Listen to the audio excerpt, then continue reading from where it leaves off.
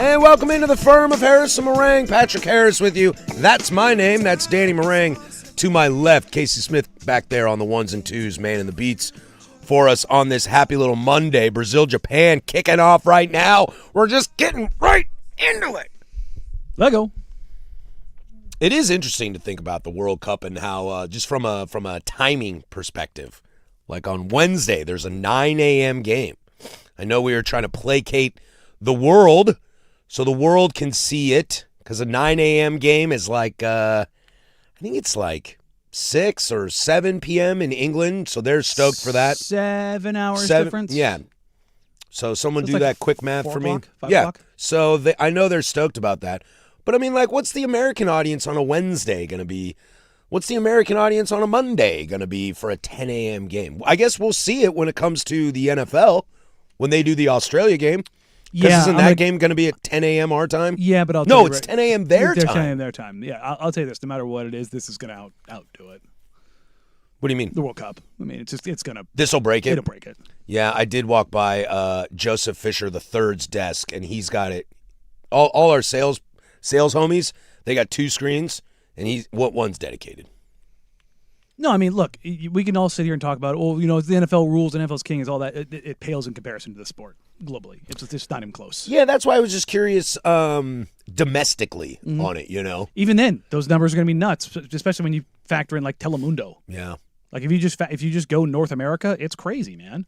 At least U.S. games are all going to be at, like, 5 o'clock. I was hoping for that random, like, 8 o'clock USA game. I know. They won't host the East Coast like that. Late, yeah. Although, I always say this, late-night live sports are amazing.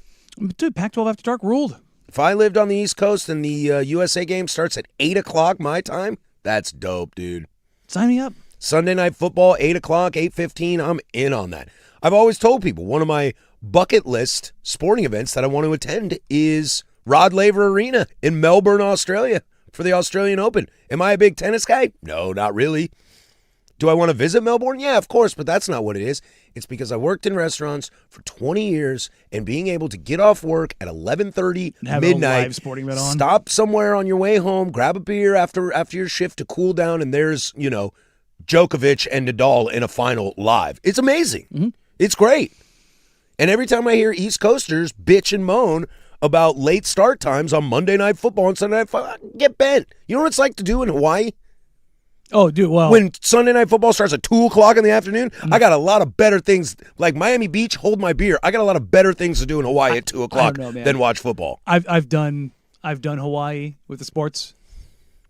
It's pretty nice. Oh, see, I can't stand it. It's pretty nice. I can't stand it. Because you can watch a game and then go out to dinner. That's fair. That's especially on the weekend, that's super dope. That's fair, but again, 2 o'clock on the weekend in Hawaii, man, I got things to do. Well, Sam Vecini, right?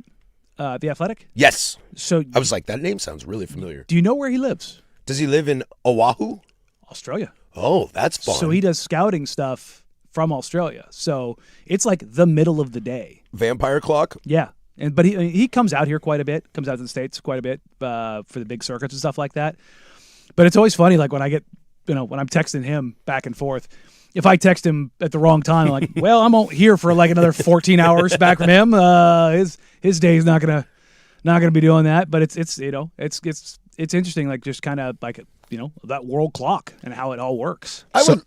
So the Australia game, the NFL game, kicks off at 10:35 Australian Eastern Standard Time, which translates to 5:35 p.m. the previous day in PST. In the future? In the past. Time traveling. I forgot that they placated us. I thought we were going to placate them, and shame on me for thinking that in the NFL. No, come on now. As far as the vampire clock goes, I could live vampire clock life. My dad just went to Taiwan. God, he was supposed to go for like 12 or 13 days. He shortened up the trip, and I was like, but why?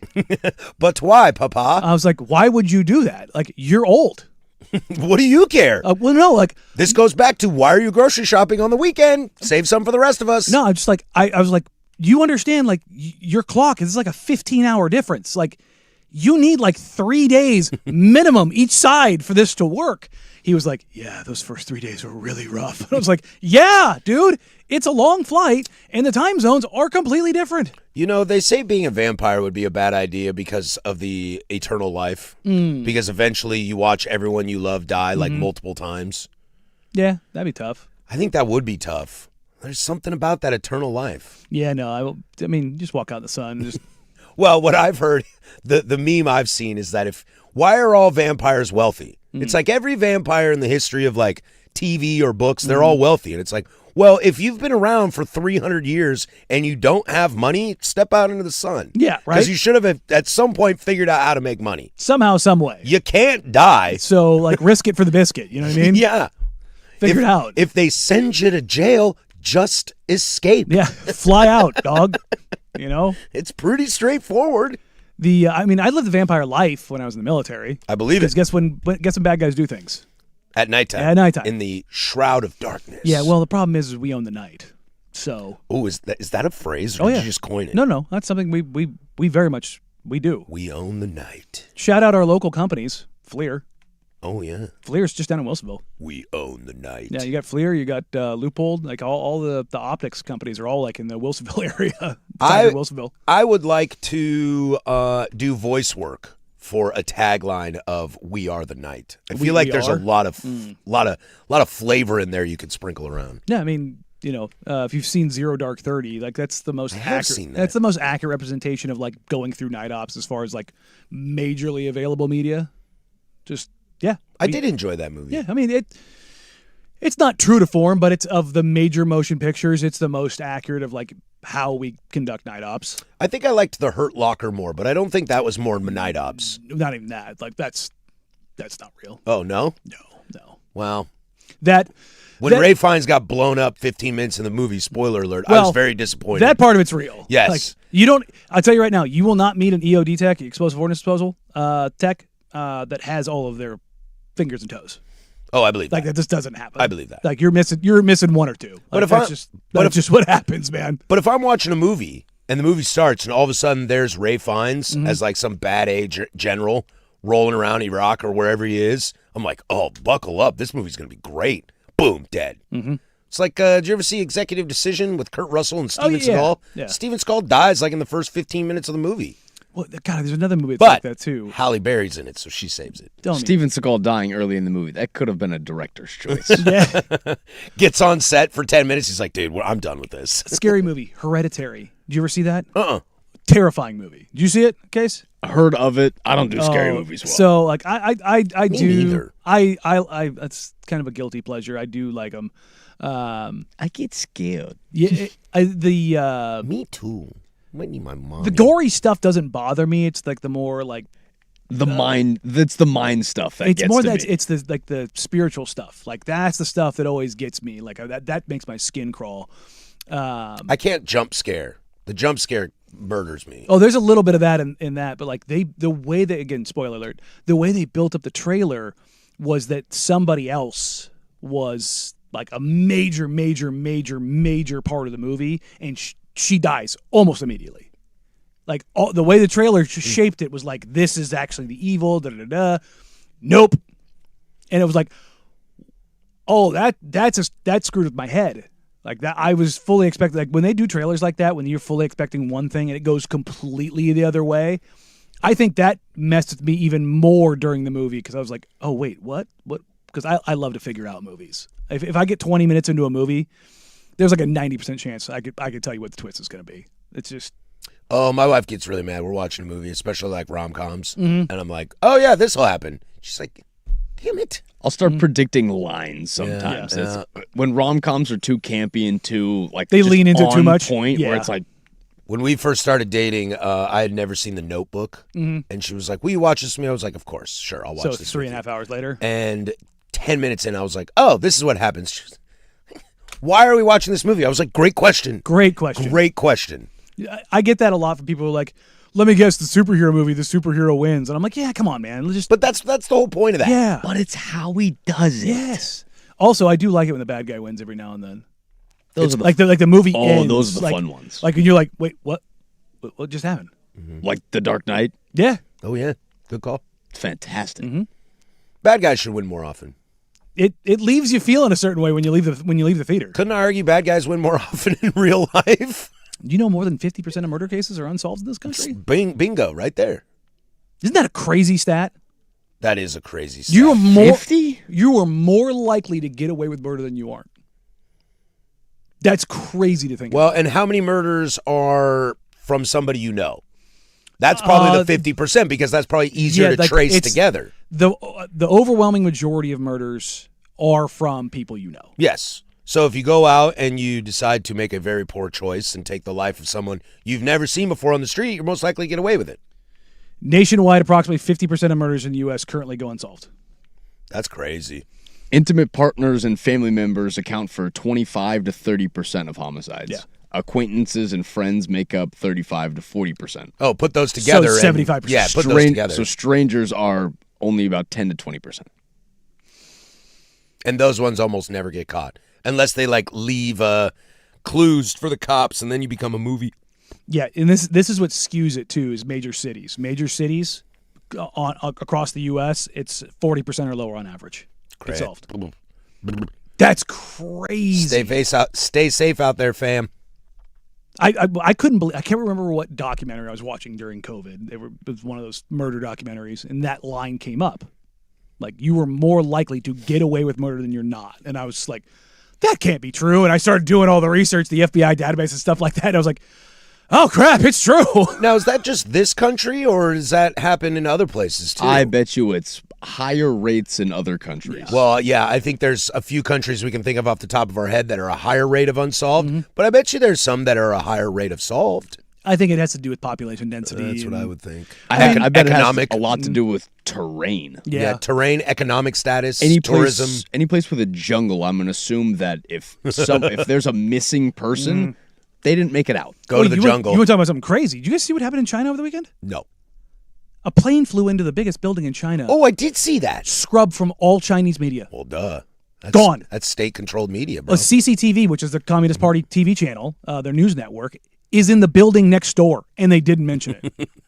I was just like, wait, what?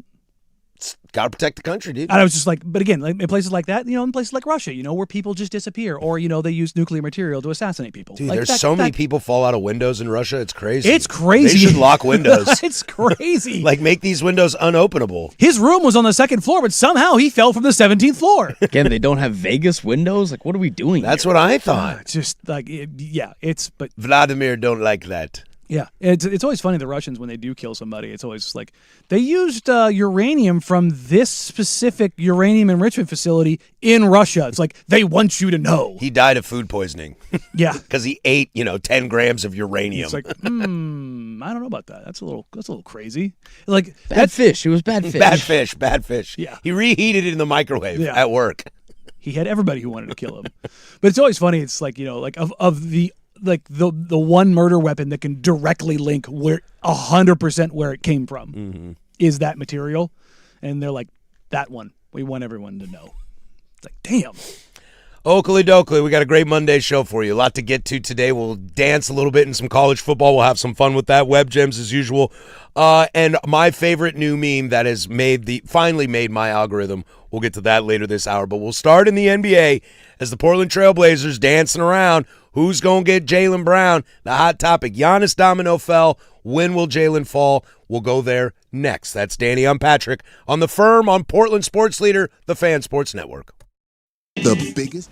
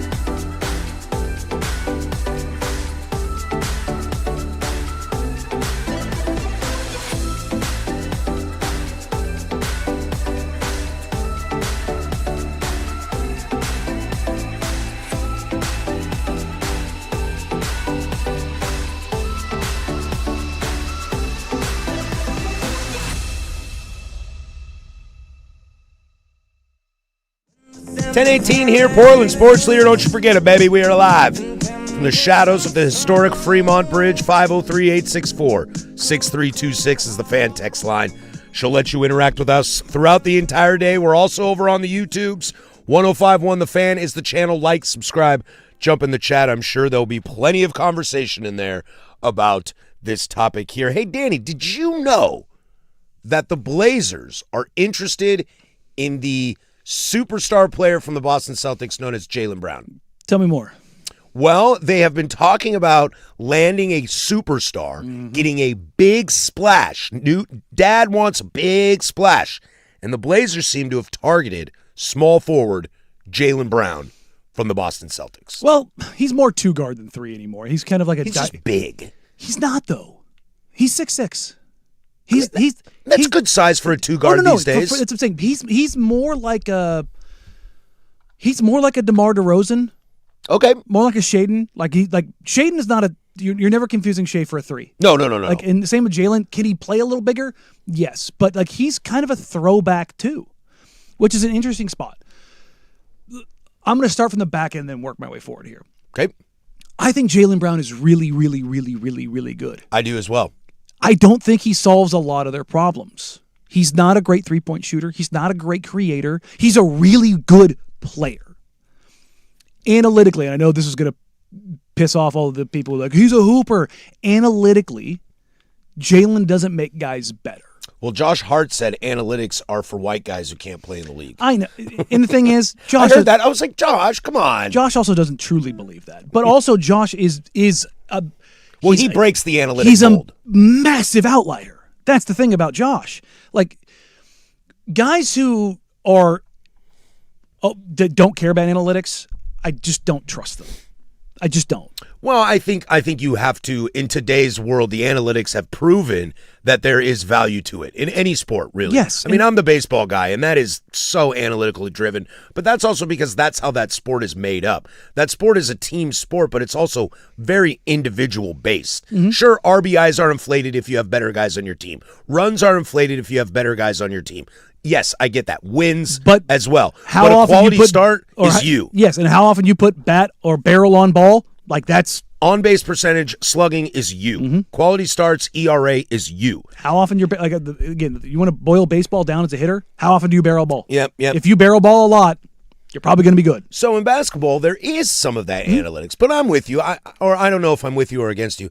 I don't think it should go too much, but you got to understand there's still some of that in there. No, and I definitely want to leave room for the eye test. Like, there are guys who just win, but it's the whole idea. It's like the Monta Ellis. I saw somebody today who was like, analytics, how you tell you this guy wasn't a bucket, and it's like they traded him away and they immediately got better.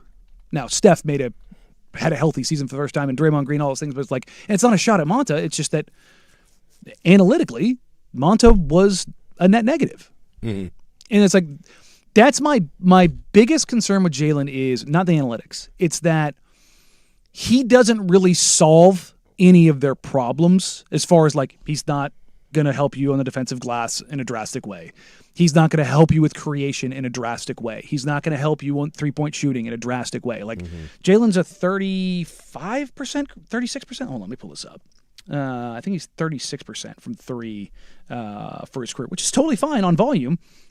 But he's not a guy that you're like, yeah, he's 35%. That was last year. He's 36% from three, 35.8. He's a below average effective field goal percentage guy for his entire career. When you're talking about high end usage guys, he's at 54%. 55 is kind of like your marker. You want to be above 55 if you're a high volume guy. That's not to say that he wasn't phenomenal last year, especially with nothing really around him as the offensive engine. His efficiency didn't drop that far. As far as a rebounder goes, he's a plus rebounder for a wing, but we're not talking about like a guy who's going to come in. It's not Josh Hart. You know what I mean? This isn't the best rebounding wing in the entire league. I'm not against getting Jaylen Brown, but I'm not giving up any of the three as it pertains to Klingon, Kamara, Avdia. Sure.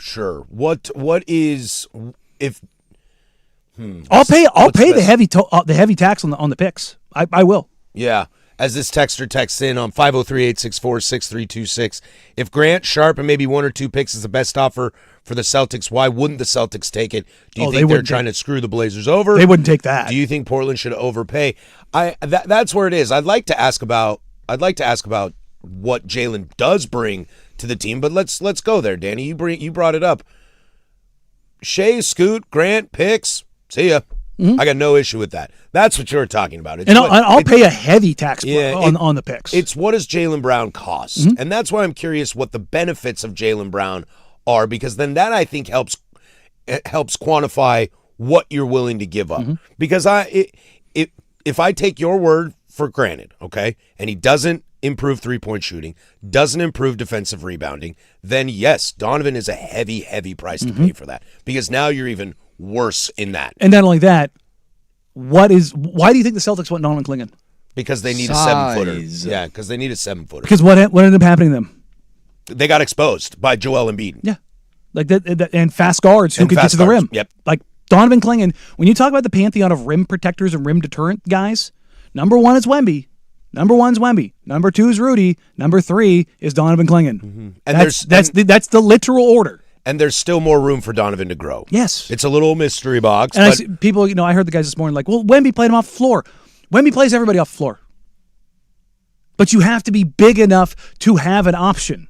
Now, if you want to zig there, which it seems like Minnesota's kind of trying to do, although good luck with that, the idea of having multiple guys who can dribble, pass, shoot, that's kind of what the Knicks did. Little light on the dribbling, but the pass and shoot, a little bit better. That's how you can pull Wemby out, is have a big who can stretch. Well, what can Donovan potentially do? That's what we're waiting to see. That's you saw the bones of that last year. And it was terrible in the playoffs. And it was, but the kid's also, 20 years old, 22 years old. I'm not going to kill a guy in his first playoffs going up against the most freakishly freak that's ever freaked in the NBA. And the new coach that walks in Mr. Nori, said that as much in his press conference. We need to be better on the defensive glass. And I don't think he's specifically calling out Donovan, but he kind of is in a constructive way, letting him know, like, hey, bud, this is the area of your game that we are going to work on the most, because the rest of your game is evolving. And I think, to your point, that's exactly what they want. Now, if you're a Blazer fan, and to this texter's question of if they're trying to screw over the Blazers or if the Blazers should overpay, that's where you can kind of wait them out a little bit. Now, what is the overpay? What do you actually? Because the texter had said, Grant, Sharp, 2 picks. I'll tell you right now, that's not enough. If it's Grant and Sharp, and those are the 2 players, and that's it, it's going to be 4 1s. It's Grant, Sharp, 4, like bare minimum. It's going to be Grant, Sharp, 4 1s. Like that's the reality. Yeah, I wonder though. I mean, we've heard that Denver might be sneaking into this to try to get Jaylen Brown. Have fun with Jamal Murray, Boston. Good luck with that, dog. I know you're not the biggest Jamal Murray fan in the world, but I'm curious because Boston, it seems to be at a point now where they might not have an option. I think they might have nuked the relationship. I know, I think so too, and that always works in your favor. Look at what the Bucks got out of Miami. Do I like that deal if I'm a Bucks fan? Good God, no. But they had no choice. They had to take the best deal on the table. There are little caveats that could come around. We talked about it last week of Jimmy Haslam not wanting a star that's going to eventually ask out again. And if that's your owner's prerogative, then so be it. But that's not enough for me for Giannis. Has Boston got to that point with Jaylen Brown?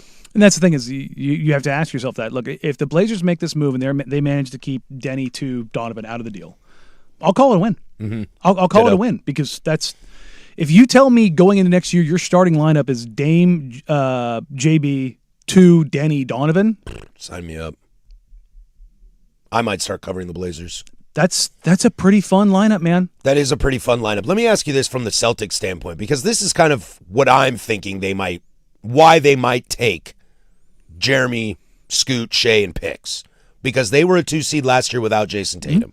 And I think they believe in Jason Tatum more than Jaylen Brown. They do. Similar players, but different players, if you catch my drift Tatum's on that. That they feel that Brown got them to a 2 seed without Tatum. That if they can get rid of Brown and get some future capital, that might still be good enough for them on the table because they already know where they can go with a featured guard in Jason Tatum. Well, not only that, remind me again, what happened to the Celtics last year? Did they get new ownership? They did get new ownership. Is their tax bill hitting very hard? Very hard. Oh, that's weird. why they're trying to move somebody. Why did they move Drew? Couldn't afford him So why would you want draft capital? because it's cheaper. So you can maybe go trade that for a guy like Trey Murphy, who is not as good as Jalen, No, but he's a good player, But who he's makes a lot less. and he plays a different position, something more valuable you might need to pair him with Tatum. Because I think that's the problem that Boston's run into, is they've realized that they have this awesome problem to have of these two guards that are fantastic. Well, wings more than anything. but sure. Wing is the better thing. 2-3 combo, whatever you want to say. But it's not working. It worked, but the pieces around them help make that work, and all those pieces are gone. Yeah, there's no Horford, there's no Drew. That's the thing is with Even the, Kristaps Porzingis was good for them. yeah, and the finances of it all. That's kind of what the Celtics are looking at. They don't want to say it out loud, but that's the reality. Look, we had Dolan during basically the parade say we're not going up. We're not going to do this. So, like, you just want a title. Did you see how much the Knicks made? No, I didn't. Take a wild guess how much the Knicks made Off the finals appearance, off the title. off the title. Oh, is it a Billy? Half. The Knicks made $500 million off a title appearance, and that's everything. That's tickets, concessions, merchandise. Yeah, but that merchandise deals. number's going to go Oh, up it's gonna keep going up. more. Yeah. So they made $500 million. They made just in ticket revenue for the playoffs. You know what they made? 145. Wow. 145 million. I refuse to go into the second apron. Quote Jimmy Dolan. But that's the thing is, and guess what? Guess what Dolan has? Money. Yeah, but the ramifications of that second apron, they just punch you in the teeth. Let's take a quick break and come back, and let's talk more about what you're willing to give up for somebody like Jaylen Brown, as Japan has taken the lead on Brazil 1-0 in the 30th minute. Nice shot, too. That's what I say about Brazil, man. They haven't done squadouche and so, too. You got to prove it to me. Japan up 1-0. We'll take a quick break, come back, more Jaylen Brown chatter. There's Casey over there with sports. Now, from the George McCoy and Warren Allen Sports Desk, a Sports Center update on the Fan Sports Network, 105.1 FM and 1080 AM. This sports update is brought to you by Big's Chicken. Try their smoked and fried wings, tossed with a perfect dry rub, and served with a trio of killer sauces. Menus at bigschicken.com. First on the Fan, your Portland Fire made history last night as they competed in the longest game in WNBA history with 4 overtimes. The only other 4 overtime game in WNBA history was in 2001 when the Mystics took down the Storm. 8 players last night played 45-plus minutes in the contest as the Fire ultimately fell to the Mystics at the buzzer, as the final score in that one was 124 to 123. Fire have a few days off but are back in action for an Independence Day match this Saturday against the Seattle Storm. Some NBA news for you out of a federal indictment released on Monday, as former NBA players Malik Beasley, Ed Davis, and an NBA agent are among 6 defendants indicted on charges related to an alleged sports betting scheme. Davis and the co-defendants were arrested Monday, and Steve Haney, Beasley's attorney, said that they have coordinated a voluntary surrender this week. Draymond Green is declining his $27.7 million player option to become a free agent. Shams Charania reports that this move will give the Warriors flexibility to pursue more trades and potentially create a Big Four in Golden State. And over to the World Cup, as the round of 32 has begun. Canada kicked off the knockout stage. They defeated South Africa 1-0 in the 92nd minute last night. Today we have 3 round of 32 matches for you, as Brazil and Japan kicked off moments ago. Japan out to an early 1-0 lead in the 33rd minute. At 1:30, Germany and Paraguay will go head-to-head, and wrapping up our day of World Cup matches is the Netherlands, as they will face off against Morocco at 6 p.m. And for more sports scores and stories in 30 minutes, I'm Lowercase from the George McCoy at Warren Allen Sports Desk. Hurt, missing work? Insurance companies acting like jerks? Don't call your mom. Call George McCoy at warrenallen.com. Your home for Seahawks football.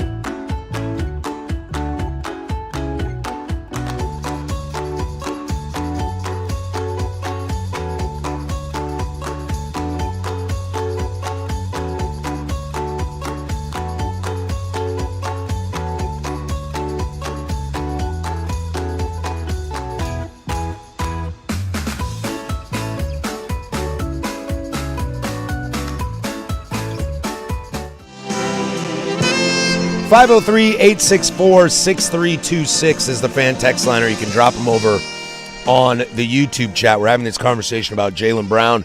We'll see how long we do this. We'll let the ride take us wherever it needs to go.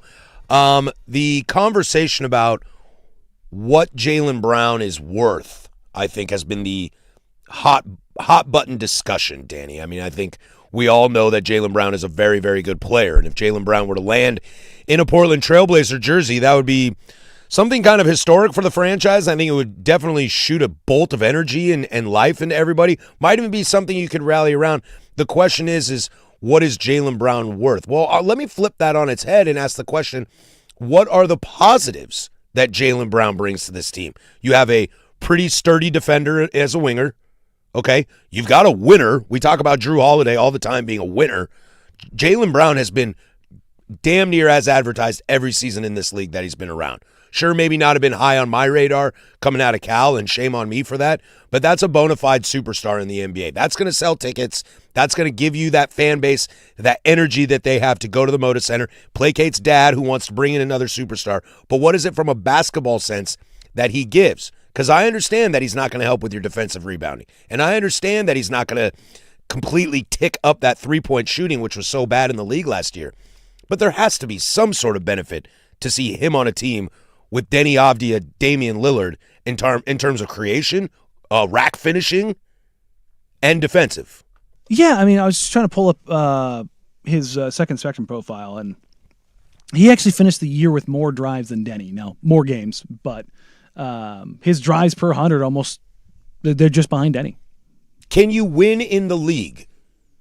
We have seen eight champions in a row, new champions in a row. Mm-hmm. We have seen different styles win. Now, you do have to have a combination of defense, three-point shooting. We do this in baseball and NFL. There's still the base mold. You still have to be able to run the football in the NFL. Can you win a title with guys running to the rack like Dame, Denny, and Jaylen Brown? I mean, yeah. I mean that's the thing. When you look at Jaylen Brown's shooting splits, like his rim shots frequency was a career low this year, despite driving that much. But so he's not as efficient. Yeah, and that's the thing is, like, he took more mid-range shots than at any point in his career this year. Almost half his shots, actually more than half his shots, came from mid-range. But he finished almost 70% of his shots at the rim, which is, for him, I can love this, 69th percentile. Nice. But career, he's about that, 68.5 to 70% rim finisher, which puts him in the upper third. Like, that's a good spot to be, right? Mm-hmm. His three-point shooting, last year was 35%, year before that 33%, year before that 36%. Like, he's had a couple of good years, but he's a career 36% shooter. Yeah, he's for his career over 10 years, 35.8. Yeah, like he's right there, is like slightly below league average, but volume is a little higher, so you try to offset those things. What's interesting is right now, and I hate the fact that I use this, but it just kind of goes to show you public sentiment. Do you know where Jaylen Brown's next team sits out on the Kalshi market? I don't. Portland is number one. Well, over returning to Boston. It actually just happened a little bit ago. It's 26% chance to go to Portland, 24% chance to stay in Boston, 13% chance that he goes to the Clippers. I'm going to tangent this for a quick second. I'm going to steer off the road here for a moment. Is Kalshi something that I should put stock into? I don't know. If you see maybe large spikes that might be linked in Bitcoin to a certain player. Like, that's where I don't know in this prediction market thing. Look, I'm not a gambler, so I'll trust you guys who gamble a lot more than I do.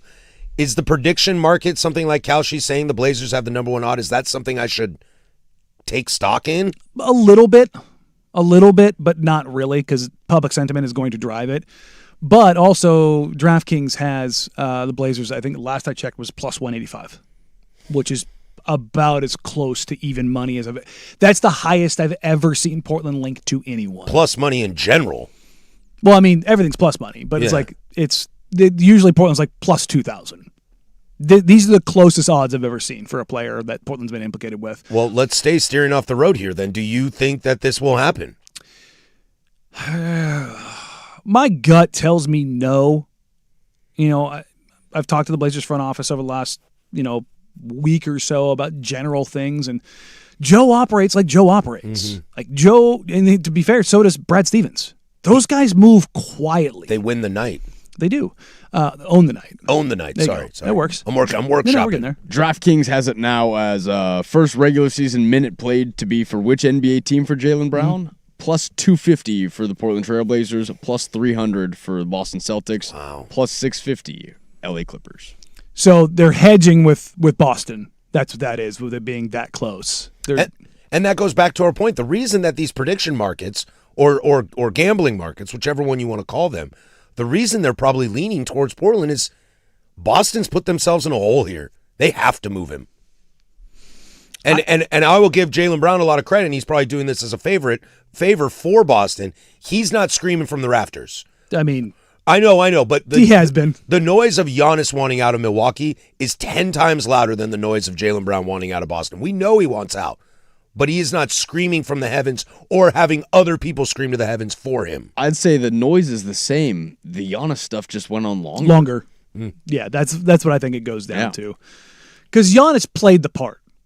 He would say, I've never asked out. And how many times did I tell you behind the scenes Thousands. How badly he, like, I know players he has told directly that, and even he I don't want to be here. Again, All-Star break happened, and he was starting to show some sentiment. I don't even need to talk to people to know that he wanted out. Yeah, like that, and it's been that it was that way for about 18 months. Like that it was the worst kept secret in the league. So when it finally, like, people I feel bad for Bucks fans because it had happened a little bit with Blazers fans the month leading up to Dame asking out. I talked to Dame and he told me flat out that, like, it's pretty much done, dude. Go back and watch the podcasts and where I said, hey guys, you're probably watching Damian Lillard play in a Blazers jersey for the last time, not knowing that he was going to come back in this manner. But it's like, when it gets to a certain point, it gets to a certain point. And I don't know if I'm 100% there with Jaylen, but from what I've heard and what I understand, it seems like it's about as close to that as possible. Now, the Celtics could also go full Ainge, even though Danny's not there anymore, and say, suck it up, Buttercup. Sucks to suck. You're getting paid a lot of money. Shut up and figure it out. And to be honest, that happens around the league a lot. And if you truth serum me, if I'm Brad Stevens, and I love Brad Stevens, he's probably one of my favorite people in basketball. I'm just biased because I loved him at Butler. I think he's a really smart guy. If I'm him, honestly, I would probably lean more towards that. And we can have this conversation about why, because my answer is I don't know if I'm going to be able to get what I should get for Jaylen Brown. And I think Brad Stevens operates maybe a little differently than the Bucks organization. They needed Giannis out. They needed to get the best package they could, and they did. Well, here's the thing. But I don't know if Boston's going to get what they deserve for Jaylen Brown because they want Tumani Kamara or Donovan Clingan, and I don't see Joe doing that. And that's where this gets interesting is, you saw what Giannis just went for. Shaden Sharp, Jeremy Grant, Scoot Henderson, 4 ones. That's more than what Giannis went for. That's a better deal. Like, period. And Miami knew he was going to sign an extension. Yeah. That's a better deal. That's a better deal. That's more. People are like, well, Khalil Ware is better. I'm like, I don't care. Like, the draft value compensation is just like, especially with the Bucks trading Giannis away, those picks are more valuable. Also, the best player involved in those trades, I would argue, is Jeremy Grant. Nah. Right now, 1 year, I might have Grant over Khalil Ware. I would go Hero. Okay. If that's what you need. Just because shot creation is something. It's the most valuable. Shot making and shot creation, the two most valuable tools in the NBA, followed by playmaking. Like, and Hero's good. He's good. Not great, but good. So it's the thing that I keep coming back to is new ownership in Boston, second apron, contracts, all the stuff lining up, and what would make. Like, of course, they're going to want a Clingan or Kamara, guys that are young and good. I mean, two's not as young, but size, defense, but on value contracts. Mm-hmm. Because Boston doesn't have a ton of value contracts right now. Derek White's getting paid. Jason Tatum's getting paid. Jaylen Brown's getting paid. Like, the only guy they really have on their roster who's not getting paid is Peyton Pritchard. And they tried to start Pritchard. Pritchard's a sixth man. Yeah. He's a sixth man. Tumani Kamara, Denny Avdia, Donovan Clingan. You have to trade one. 503-864-6326. We'll answer that question next. The Firm, 105.1 The Fan.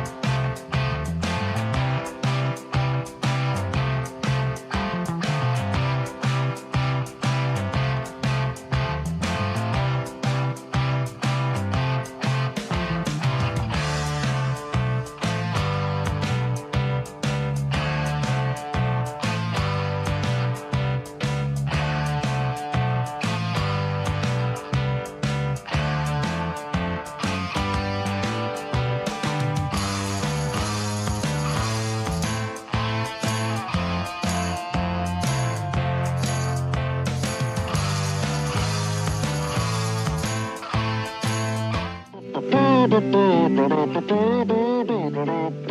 gave you the option. Tumani Kamara, Denny Avdia, Donovan Clingan. You have to get rid of one of these in this package. And I think for the record, Danny, your answer is no. Yes, for a number of reasons. It mostly comes down to, when we talked about this last week, with Donovan, it's scarcity. He's 7'3", 300 pounds. He's one of the best rim deterrent. He's the best offensive rebounder in the league. He's one of the probably 5 best shot blockers. Like, with a ceiling that we don't know about yet. And it's not even the mystery box. It's what he is now. Agreed. Like, well, Wemby plays him off the floor. I'm like, Wemby plays everyone off the floor, guys. Like, but you have to be big. And Donovan's 22 years old. Yes. He's the same age as Wemby. Yes. They're both very young and still have a lot of developing to do in this. And when you re-sign Donovan, whoever re-signs Donovan is going to get him at a pretty good deal. We'll see if that three-point shooting comes around. Yeah. It won't be that cheap then. But, again, scarcity. Why would Boston want Donovan Clingan? Because he's big and they need size. It's hard to find massive humans who are good at basketball. Like, that's... I don't want to just boil it down to that, but that's the reality. If you trade Donovan Clingan, now you have to go find a big. And I've seen Boston fans like, well, you can just take Keita. You can have Keita. I'm like, well, then you keep the Myers Keita. Like, if it's not a problem, you keep him. Dude, this is Tyler Hero.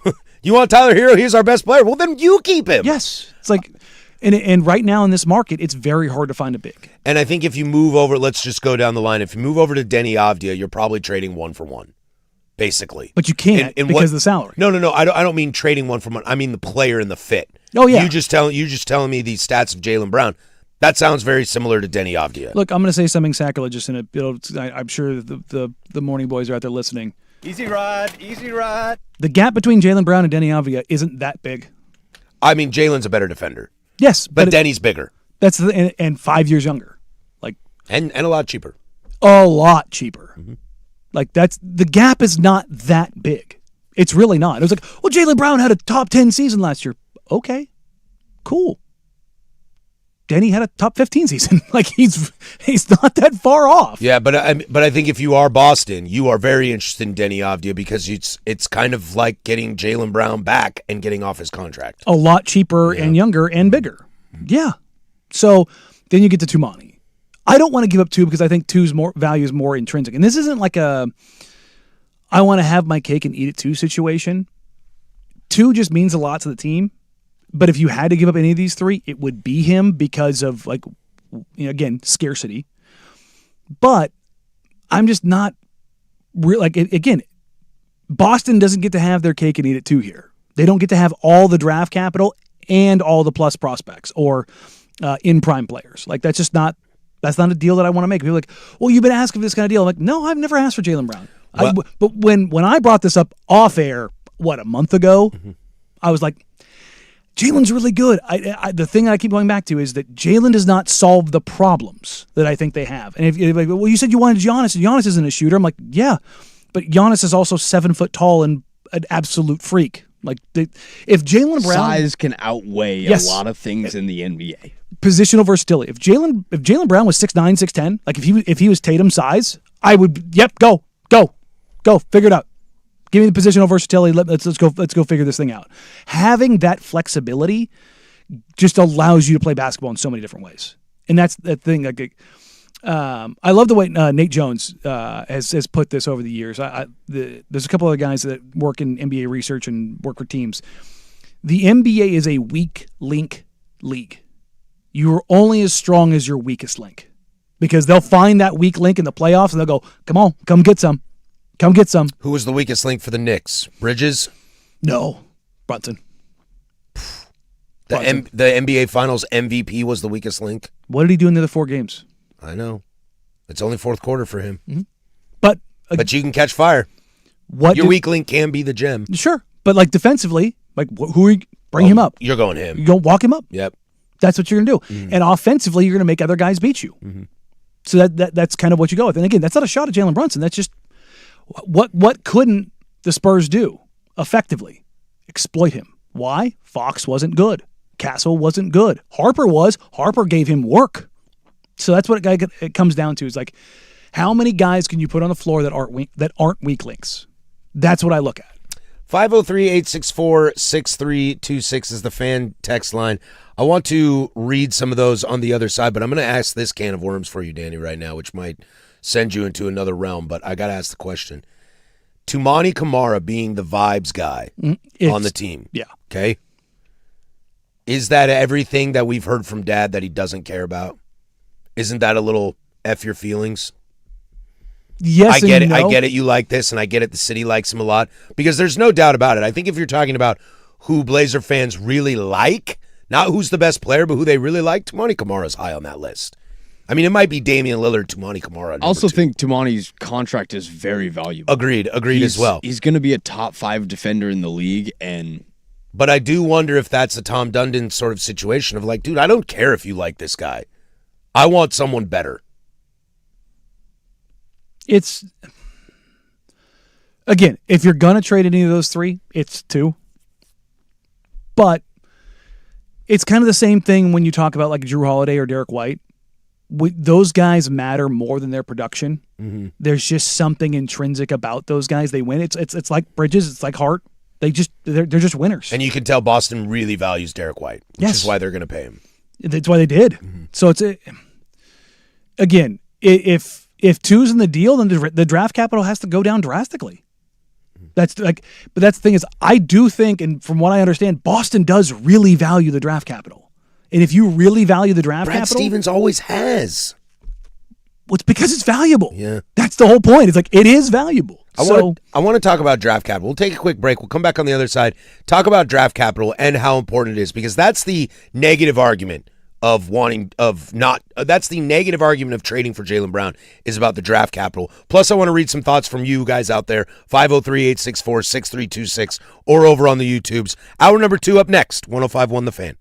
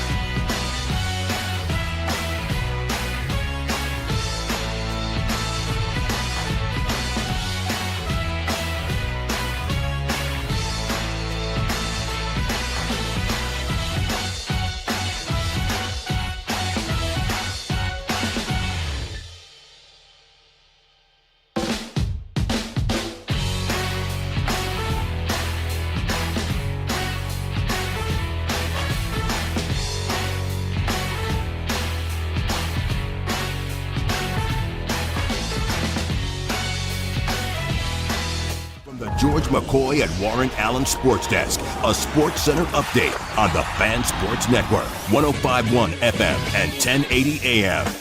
First on the Fan, your Portland Fire made history last night as they competed in the longest game in WNBA history with 4 overtimes. The only other 4 overtime game in WNBA history was back in 2001 when the Mystics took down the Seattle Storm. 8 players played 45-plus minutes in last night's contest as the Fire ultimately fell to the Mystics at the buzzer as the final score in that one was 124 to 123.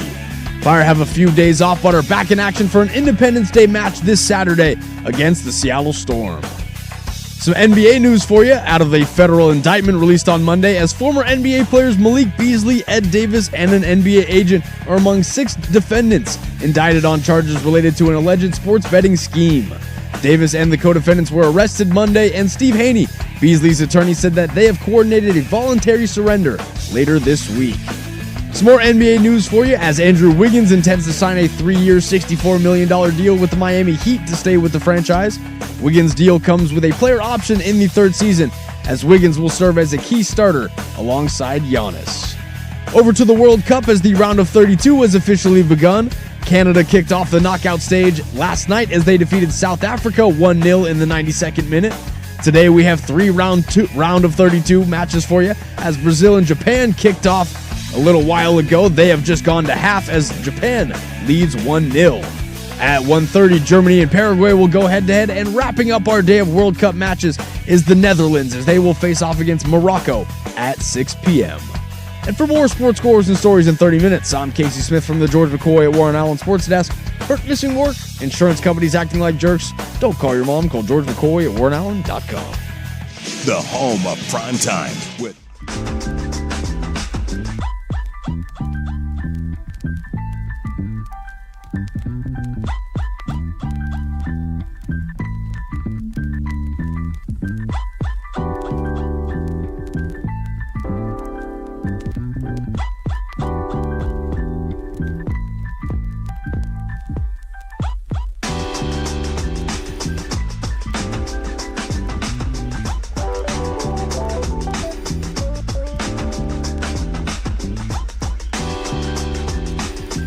download that on the Fan Podcast, 1051thefan.com, the Odyssey app, wherever you get your podcasts.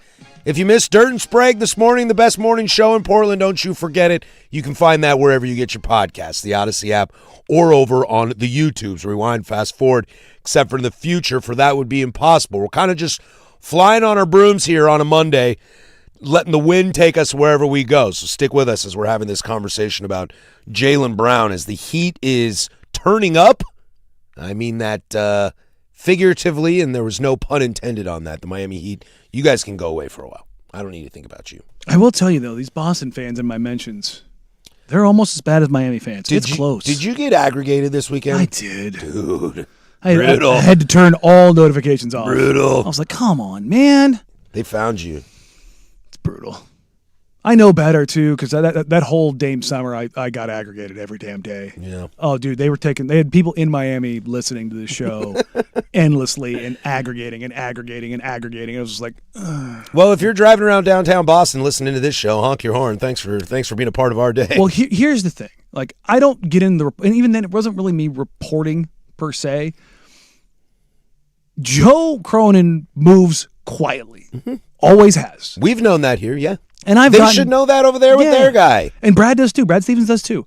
When I said it, I think it was on Friday, I talked to 5 different people who don't they know each other, but they aren't in the same circles. And leading up to the draft, I heard a lot of noise and I was like, this is super weird.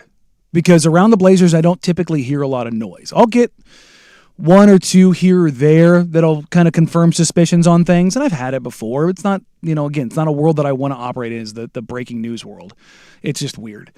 But I said, look, what's been expressed to me is that Klingon, Kamara, Denny are off the table in negotiations.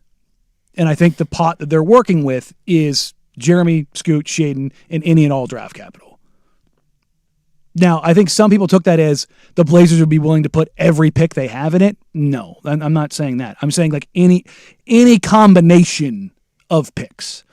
But that's been now echoed across the country. This texter, why should Cronin keep the picks when he isn't going to make them? Blazers should take a swing, should have traded for Giannis if they had the best offer, should get Brown, figure it out, make a run, stop being average. Now, I think that's a little harsh. It's not even a little harsh. It's not based in reality. But I think the question remains is I do think this is a big season for Joe Cronin. I do too, but this whole idea, he's going to get fired anyways. Really? Well, I don't think he's going to get fired anyways. That's where I would say it's a little harsh on that aspect. But it's also the whole quit being average. They haven't been average. They've been dog water. Yes. Up until this year, they have been objectively crappy. My question is about these draft picks that everybody seemed we're all of a sudden clutching our pearls on them. The value of draft capital. Who's clutching pearls on draft capital? Oh, I think there's a good fan base good size of the fan base. I thought you were talking about us. I'm like, no. I don't think any of us at the station really are.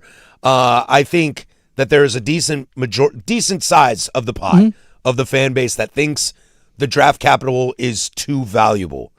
Now, let me ask you this question, Danny. Why would Brad Stevens value that draft capital but not the Portland Trailblazers? I think the Blazers do. Okay. Look, I'll tell you flat out, the Blazers do value that draft capital. Well, and how dangerous is it to value that draft capital? Because this is when I will push back on Joe Cronin a little bit. I don't love a lot of the draft picks over the last few years. Donovan Hint. Find me the pick that was there that they shouldn't have made when they made it. You cannot have revisionist history. You cannot do that with draft picks. Fair point. But I think what it's done with me is it's like, dude, screw the draft.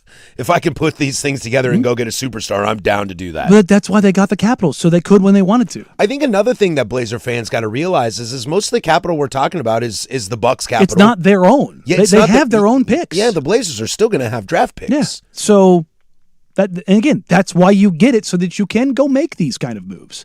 That's the whole point. Jaylen Brown is not a good enough player to warrant 3 of my top 8 players or 3 number 1 picks under any circumstance. I'd rather lean into depth. I'd push back against that. I would as well. Because your top end's not good enough. Agreed. Now, if they went and got, let's say they used the draft capital and they went and got Trey Murphy and Jabari Smith Jr. Again, I'm just throwing those names out there. I think that's the path I would rather go down, even though Jaylen Brown is a better player.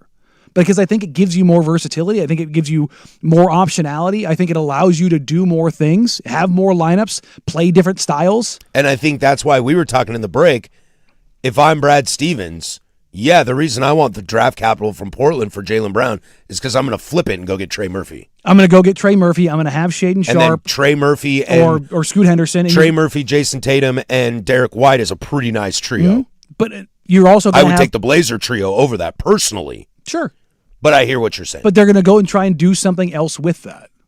That's the path they're going to go down. So that's ultimately where I end up is what, and the thing you always have to talk about, no matter who you're talking about in a trade, what are the goals that are trying to be accomplished? You can't sit here and look at it from your fan like, I want this. Okay, cool, but what goal are the Celtics trying to accomplish? What goal are the Blazers trying to accomplish? Win a title. Is that true with Boston? Are they trying to win a title right now, or are they trying to position themselves to have the flexibility to make moves that could precede getting into a title window? That's what I think they're doing. That's what you have to understand. With the second apron now, these windows are just going to be tighter. Mm-hmm. We're not the likelihood of dynasties, 3 titles in 4 years or 3 in 5 years, I don't think that's happening. Well, that was something Sprague said this morning that I found really valuable and really interesting was looking at the league in a 3-year window. Mm-hmm. That if you're talking about draft picks that don't come to fruition for 4 or 5 years, you have no idea what your team looks like in 4 or 5 years. I know this is longer than 4 or 5, but take a look at 2019, okay? Where'd the Blazers go in 2019? Mm-hmm. Western Conference Finals, correct? Where were the Blazers all the years after that? Yeah. Not very good. Not very good. And that's a Western Conference Finals. Sure, you lost to Steph and the Warriors, the end of their dynasty run. Okay, I can live with that. But you didn't increase. It's like Minnesota right now. They're going backwards. 2 Western Conference Finals appearances in a row. And now you don't have a starting power forward. Yep, and you lost in the second round to a Spurs team that kind of exposed you. Sure, Ant got hurt a little bit, but then you ship off your power forward in Julius Randle, and you decide that we don't need Naz Reid anymore, even though he was your highlight piece for LaMelo Ball.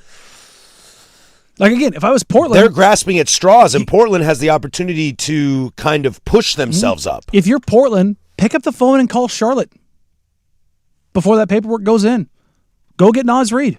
You want some picks, Charlotte? We'll give you some draft capital for Naz Reid, one of the young guys. They seem to be all about it. We can talk about Miles Bridges too. We were planning on it later. We can bring it up right now. They got rid of Miles Bridges, and they are taking draft capital because they've completely reset their window.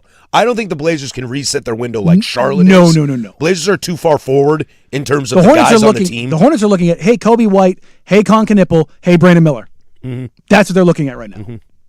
They're going, we're going to go with this. And people I've seen some people say like, oh, they're just getting rid of hoopers and like LaMelo and Bridges. I'm like, no, they're getting rid of problems.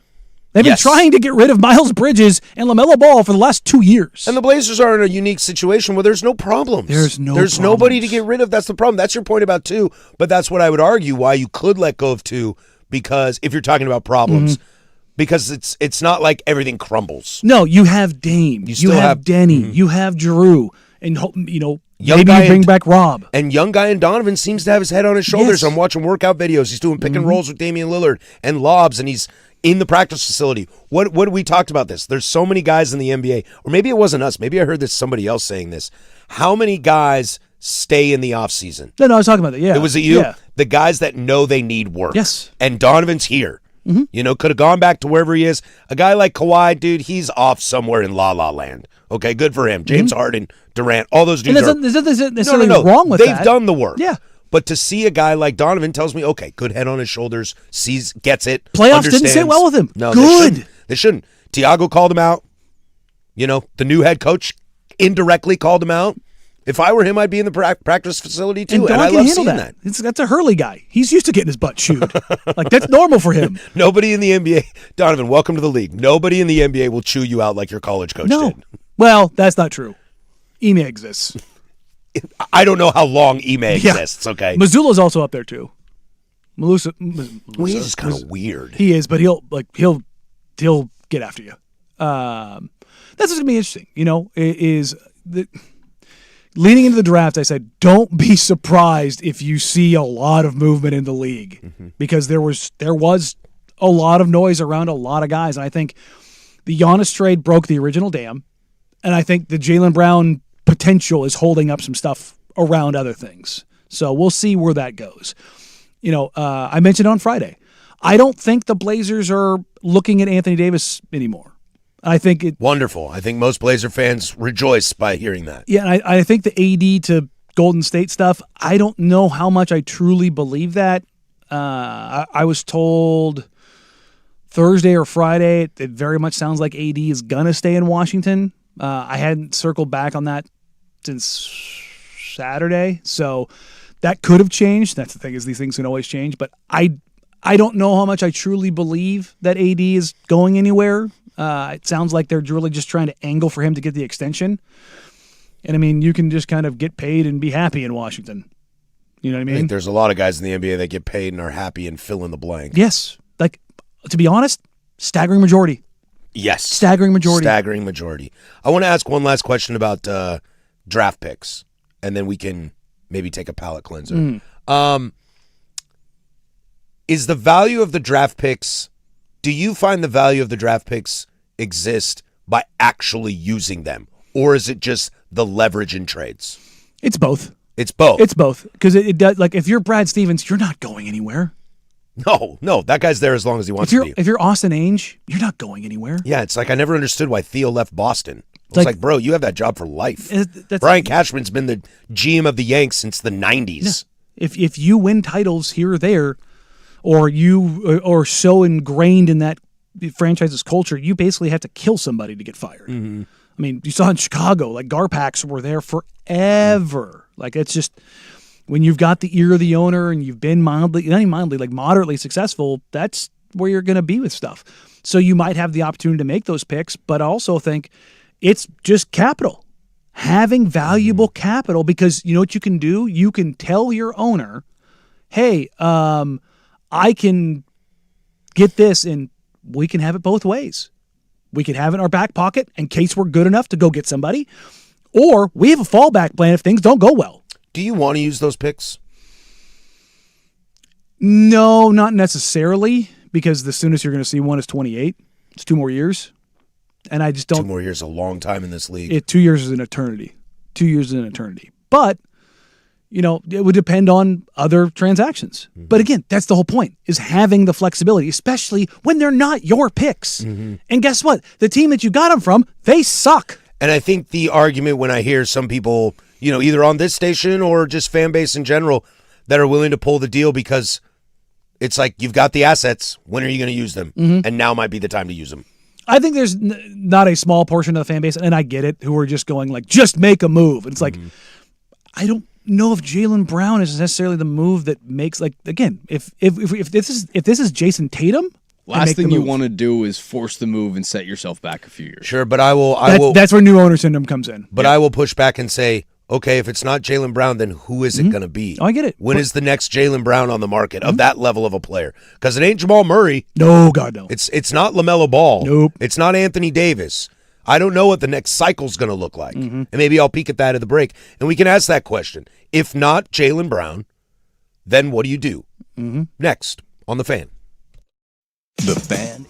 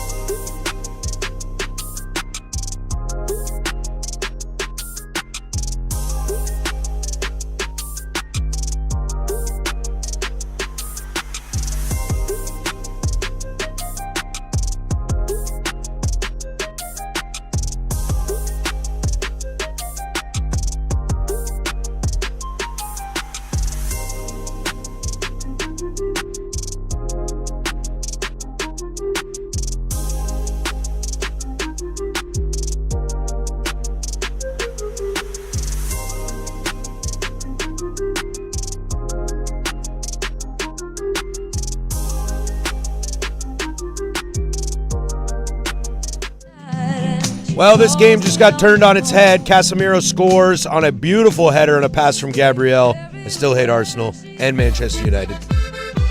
Brazil scores a goal. It is tied 1-1 in the 58th minute with Japan. And with Danny and I were just talking about this in the break, and we're going to sidetrack here for a moment.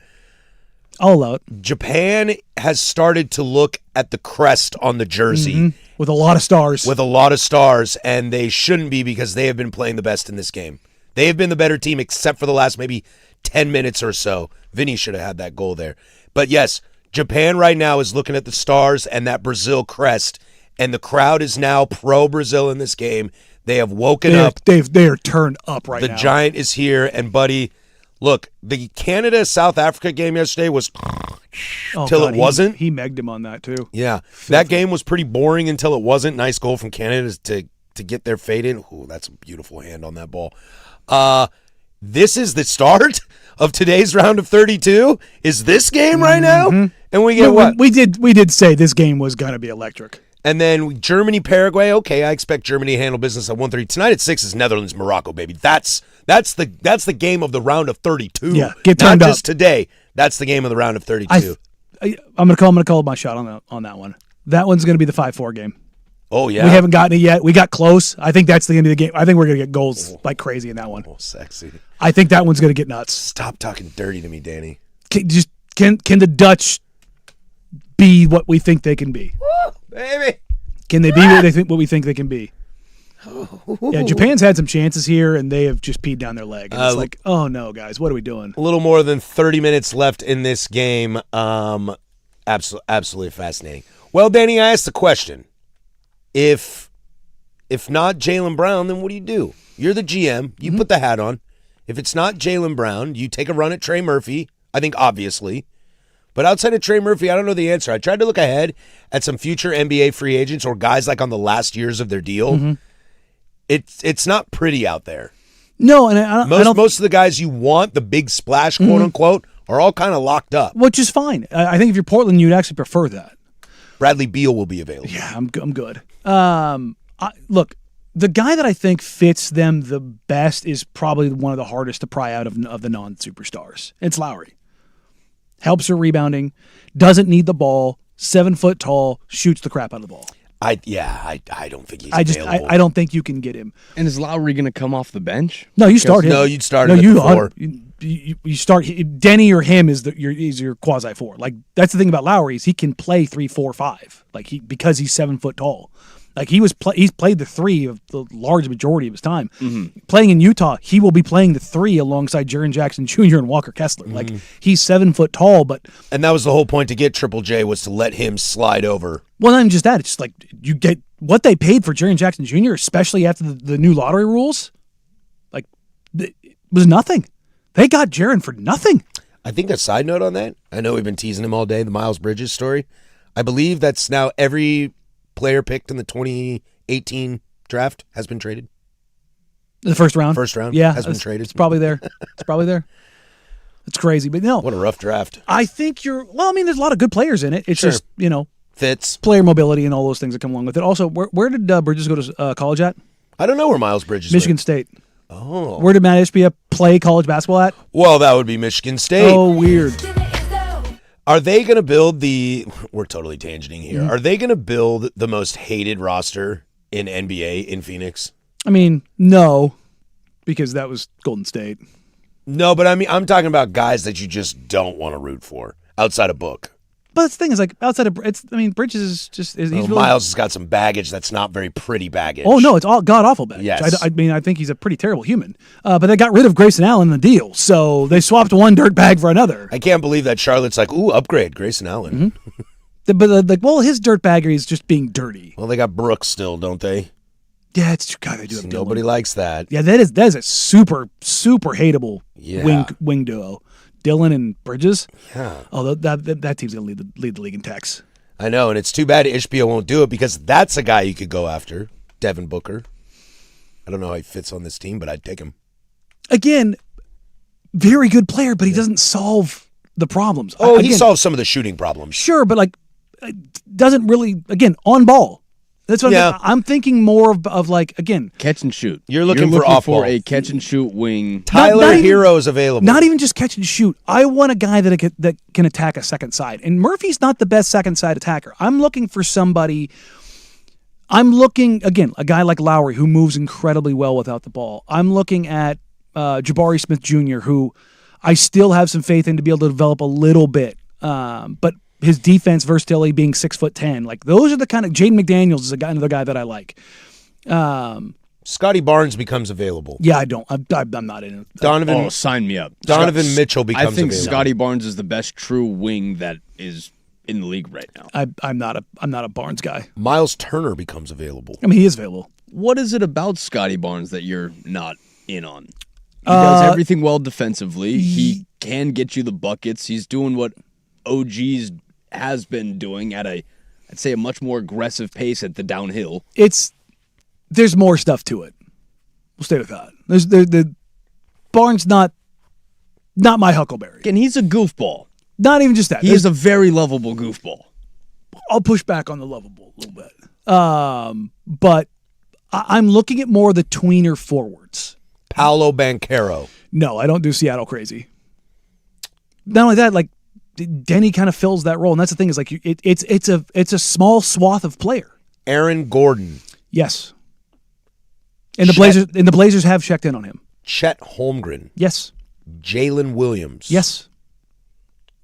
Just going down the list here. Again, Somebody mentioned free agent Rui Hachimura. I mean, if you're not able to retain Rob, sure, you could talk me If into you that. pair Rui with Rob, do you like that in that's the bench? That's the best backup front court you have in the league. Rui had a that'd be good pretty shooting. dangerous. Rui had a good shooting performance shot for the like Lakers. And then you 43% pair that three. with Drew, 2 or whoever you want in that But the thing is, rotation. you can't afford both Rob and Rui. You have to pick because they're both free agents. Yep.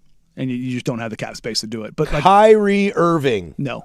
Again, guard. Again, PJ Washington. PJ, you can talk me into. It's a cheaper option, 6'10". Like that's again, And can shoot the rock. and can attack a second side and can be a facilitator. Like those are kind of the guys that if you aren't going to get an A-lister or a B-pluser, like those are the guys that I'm going for. I would like Miles Turner, Well, I mean, if you didn't have Donovan, sure. but I want both. No one wants that guy in the locker room anymore. Yeah, that's the other issue with that. Why? Because he likes Legos? No, because he airs out laundry. Oh, right. He's the honest rat. he's dry snitching. Well, I mean, the whole locker room was because they got tired of it. Yeah, but dry snitching to Brianna Stewart's different than dry snitching to your homies. Yeah, It's but true. you're dry snitching to Brianna Stewart with microphones in front of you. You're not wrong. That's a different point You're as not well. wrong. That's the thing is like that's what makes this so difficult because of the way they're built and what they're trying to accomplish. Like the fits become harder. DeMar DeRozan. I mean, fight on. I love DeMar, but I don't think he's got what you're looking for. Zach LaVine. No, again, guard. You pretty much avoid the guards at this point. Like I'm looking for guys that are 6'8" or taller. Especially That's because kinda the it, West is amigo. only getting It's bigger. as I'm saying, it's a short list. That's kind of the list. That's And why I go to the next tier of guys. Like, can you get 2 of them? Like, could you call Charlotte and reroute Nas Reed here? Like, if you came out with Nas Reed and Trey Murphy, cool. I'm good. wouldn't be bad. I'm good. I think you give Problem is, yourself. I think Charlotte really likes Nas Reed. I do too. But again, He's the cornerstone of if- their LaMelo Ball trade. if you're asking me what I would want to try to do or try to accomplish, if you're not getting a star-studded cast, go get the next tier down and go get 2 of them. That's what I'd like to see happen. My new favorite meme going around right now is in the WNBA. Let's go there next. There's Casey with sports. Now, from the George McCoy and Warren Allen Sports Desk, a Sports Center update on the Fan Sports Network, 105.1 FM and 1080 AM.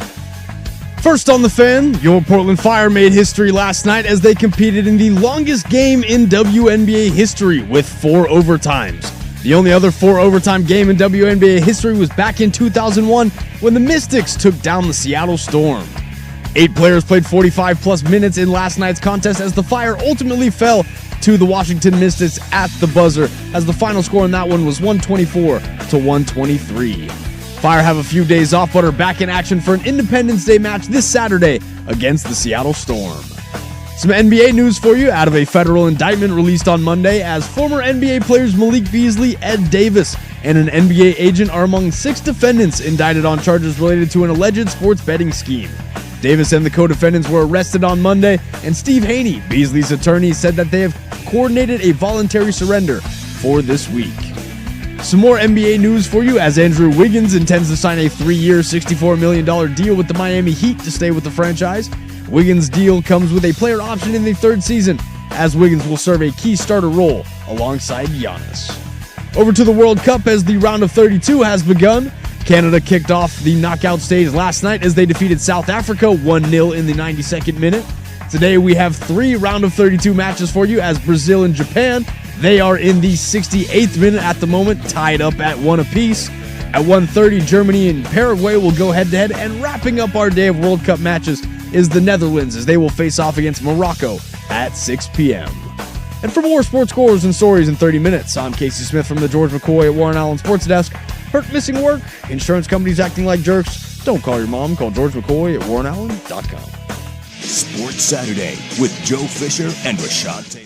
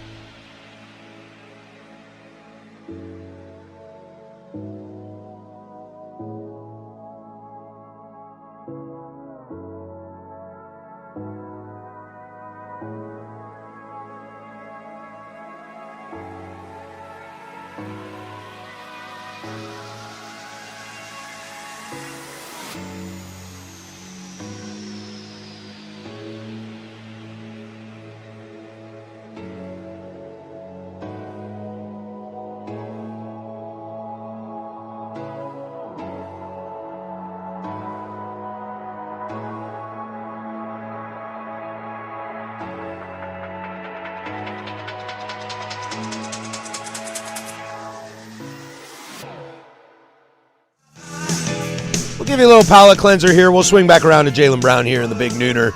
We'll get to Malik Beasley and Fizz Ed Davis. And they're very good, no bad day going on right now. And touch in maybe a little on Miles Bridges and just some more NBA chatter. But this has finally hit me. I know it hit everybody else early, but took a little while to get to my algorithm. And it's not as much about the situation. Look, I'm very happy that Sophie Cunningham is sticking up for her teammate. And anybody giving Cunningham grief for it, I think, is a little out of pocket. The pointing thing is my new absolute favorite situation. I will now steal that. It's a great meme. And use that, not even just for memes, but if I'm in a situation and someone's being a jerk and I don't like really want to get involved, I might just start pointing at you. Because then people are like, why is that person pointing? Who are you pointing at? You don't have to say anything. Flip side of that is, that might get you hit. It might get you hit, but I think Sophie was ready for that smoke. I mean, that's her job. And I think that's why I am now here for it too. She is now my favorite player in the WNBA. Oh, careful now. Why? Careful now. They'll come for you. Why can't I choose Sophie? Because you like the white girl. Oh, right. It's racist. But I know the names of like 4 black women more than I do white women. Yeah, well, too bad. Well, I like the girl that's pointing at people who's causing problems. You had to get on the train early like the rest of us. Yeah, I know. Shout out Rufio. There you go. I kind of like, dude, this is what we've talked about off air a little bit. The WNBA needs more of this. Give me more of this. This is what the NBA made their milk and butter on in the 90s. This is what the NFL does like nobody's business. Well, the other thing was, though, as much as the Jordan rules existed, they made sure that Jordan was still taken care of.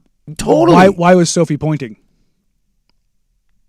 Because Caitlyn got knocked on the play. Well, yeah. She's sticking up for her girl. And in the argument, the face of the league. And what is everybody that has half a brain cell doing right now going, why are you not taking care of the money? That is true. Why are you not taking care of the money? Emmanuel Acho is out here now saying that the WNBA would be better off without Caitlin Clark because she's a distraction. You are out of your GD mind. No one has made the league more money in a single year than her. I also just think you need to lean into the drama. Look, I watched something over the weekend. Okay, Josh Naylor for the Seattle Mariners, he got beaned by a breaking ball in like his bicep. He kind of leaned into it like you should. I mean, it was high and inside. Sure. He let the forearm hang out. But he let the forearm hang out. I got no problem with that. It's against my Guardians. And he runs to first, and there's Austin Hedges, catcher for the Guardians, chirping. And Naylor's just sitting there like, who cares, man? What are you even talking about? And Hedges just gets to a point where he says, nobody likes you. Nobody. And I saw that clip like 15 times in my algorithm in different stuff over the weekend. That gets eyeballs. And what does the WNBA need right now? It needs eyeballs. I like the meme. They only want their eyeballs, though. Oh, that's dumb. the problem. That's dumb. They want to have their little bespoke league where it's catered to the built to you. Just this perfect little thing. And it's like, do you want the money? Do you want to be taken seriously? Do you want to be a big boy league? Or do you want to have the cutesy little way where you get to say, no, these are actually our favorite players? Like, no, when you open the doors, the crowd decides.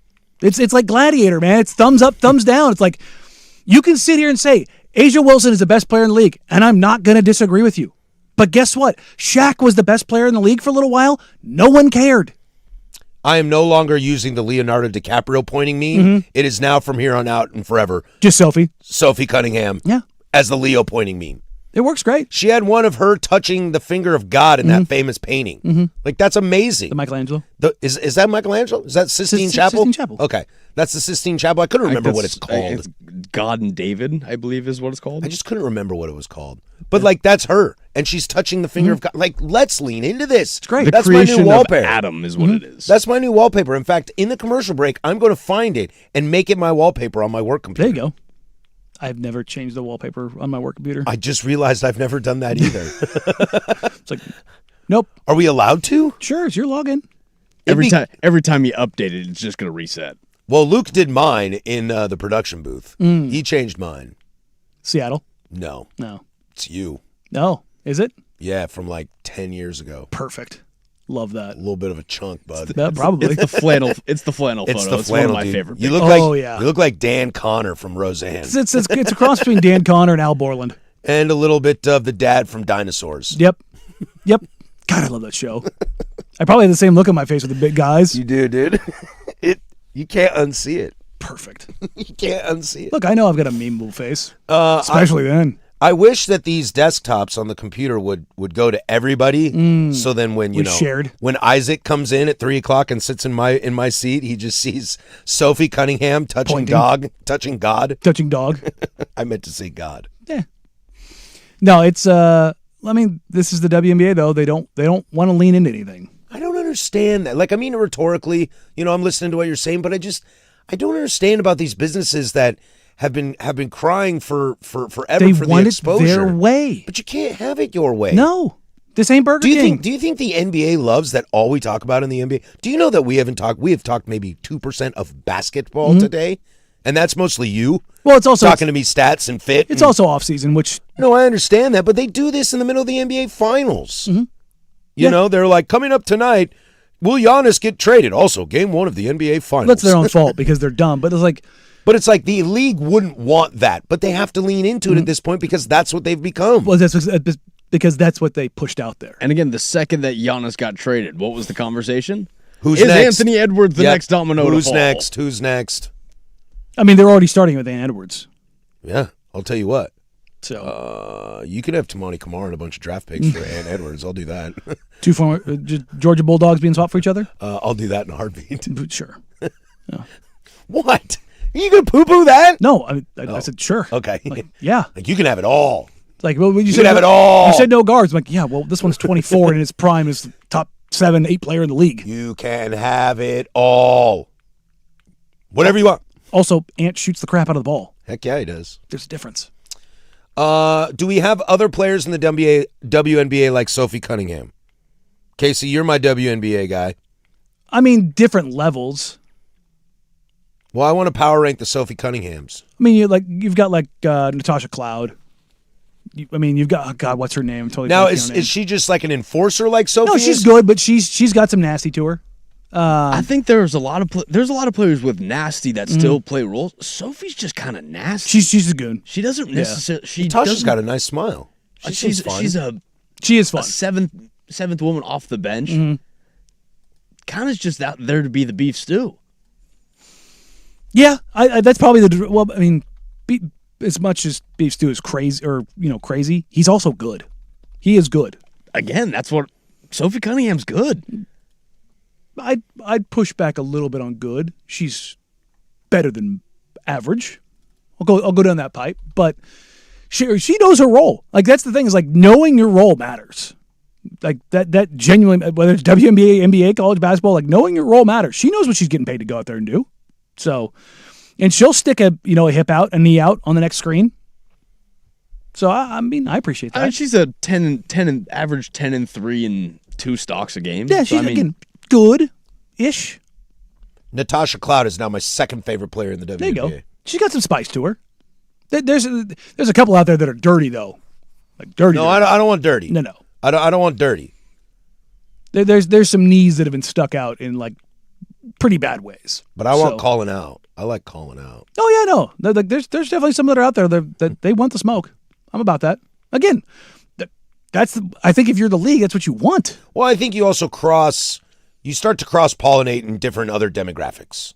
You know what I mean? Mm-hmm. It's not just for the average, 16 to 35-year-old woman that loves basketball. You start crossing demographics. And when you start crossing demographics, you start making more money. Well, not just that. Like, again, not to beat this dead horse, Sophie's white. Like, that's the same thing with Caitlin. Like, that's in a league that is like the NBA, predominantly black. It causes problems. I know, and I don't even think of Sophie because she's white. I hate that everything is like that. No, I'm not saying you. I know that. It's just, but it drives me crazy that she is sticking up for her teammate, and we're just going to go race narrative. Yes, because it's low hanging fruit, and you're introducing new fans to the sport who they have their favorites, and they have to find their reasons to be tribal. And why not pick the lowest hanging fruit to be tribal over? Well, I just found Natasha Cloud, and she's not white. No, she's not. She's just my second favorite player. There you go. It's not even that Sophie's kind of hot either. It's just I'm waiting for this. It's the pointing. I'm waiting it's for so this good. next draft class too. This next draft class in the WNBA is about to be ridiculous. And that's the thing is, like, the WNBA needs to be leaning in because it's getting better. Non-verbal insults have to be up there for me. There's pointing. Yeah. I like laughing. Laughing is love great. the wave. Laughing is great. Waves. I mean, Dame. I mean, we'll get Bye-bye. Dame ruined Oklahoma City and Paul George's career. Okay. I mean, Suk, what does he say? He doesn't flip people off. He gives them the thumbs up. Yep. See, solid. non-verbal insults, so underrated. Laughing is pretty good. I love laughing. Laughing is pretty good. I've done that more than a few times. I love somebody's bucked up at a bar when I was younger or something like that. I just laugh at them. It's like I love the thumbs up because the thumbs up can also just mean, yeah, up yours, pal. Yeah. So you know, can put it on the board. the nonverbal communication that you should very much reconsider if you're ever feeling spicy somewhere. If you're ever thinking like I'm going to get in a fight with somebody and you see him change his weight and he blades his stance at you, reconsider your decisions. Reconsider. He's already made up in his mind That he's going. if you approach, hands are going. Like if you are encroaching in the personal space, he's not going to wait for you. The beauty of being a 5'6" unathletic white kid from the burbs, I ain't never stepping up. See, most people don't have that. Like if they're into that kind of thing, they don't have that like rationality. You're probably correct. But if you see, there's two things you can look for. One, how their feet are. Two, their ears. If you see cauliflower ear, don't go. Don't go. Don't go. Don't touch. Do not collect $200. He's waiting for you to close the gap. He's waiting for you to close the gap. He knows the law will persecute the first person to throw. He knows the rules. Oh, if you feel threatened, and you're in their space like that, I don't know how. I told my fiance this the other day. My algorithm is just so weird right now. You know, the baking stuff. It's just so much baking fight video. And I'm like, where do these keep coming from? Yeah, what does Chael Sonnen say? I can't let you get too close. Yeah, with Rampage. Yeah, that's 100% what it was. Dude, if I sit next to you... Vanderlei. Oh, I'm sorry. Yeah, that's right. It was the axe murder. It was Vanderlei.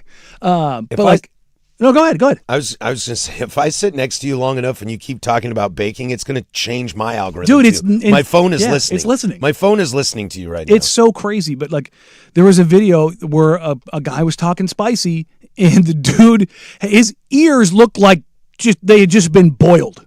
I'm just sitting there like, oh, I already know. Like, it's 2 seconds into the video, and it's a newer video, so it's sharp. And I'm like, I can already tell you where this thing is going. It's going to the ground, and that guy's getting tapped out.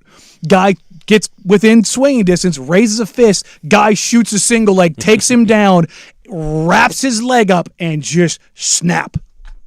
Just cracks his leg. And I'm like, could have told you that was going to happen, dude. And it was like that, over. That's why I'm never stepping up. If you see cauliflower ear, man, just don't. Adios, muchachos. That guy, it's not that he did it. He's still doing it. He's still doing it. You know what I mean? Like, that's the thing. Yeah, you did. That guy's in the gym every day rolling. Don't go there. And I'm in a slow pitch softball league. That's what that guy's doing with his free time. Yes. Yeah. He's wrestling with dudes above his weight class. He didn't get cauliflower ear in high school, and 20 years later And didn't still drain have it. Yeah. He's still going. He's ready. He's sitting there. The quiet dude who doesn't say anything, who changes his stance, who's got cauliflower ear, reconsider life decisions. I wish I was in a softball league.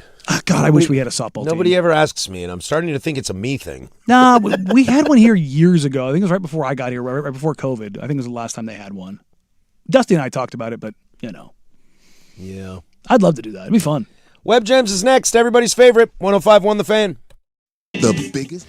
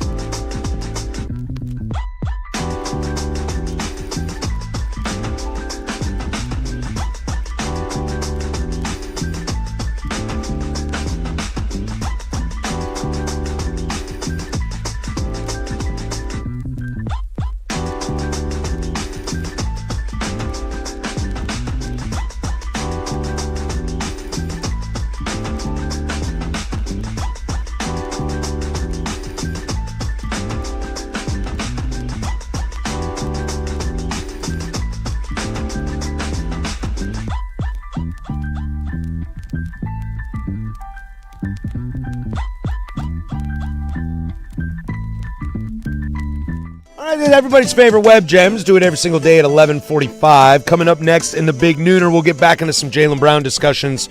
Also probably have to sit on the world of Miles Bridges. And then gambling. Danny, we got more gambling. Bruh. In the NBA. Bruh. That one sucked to see. Oh, you know something I forgot to tell you, Danny? I saved for this very moment. I met the great Joe Simons this weekend. Joe told me you met him. I met Joe at the Pickles game. Called you a sweetheart.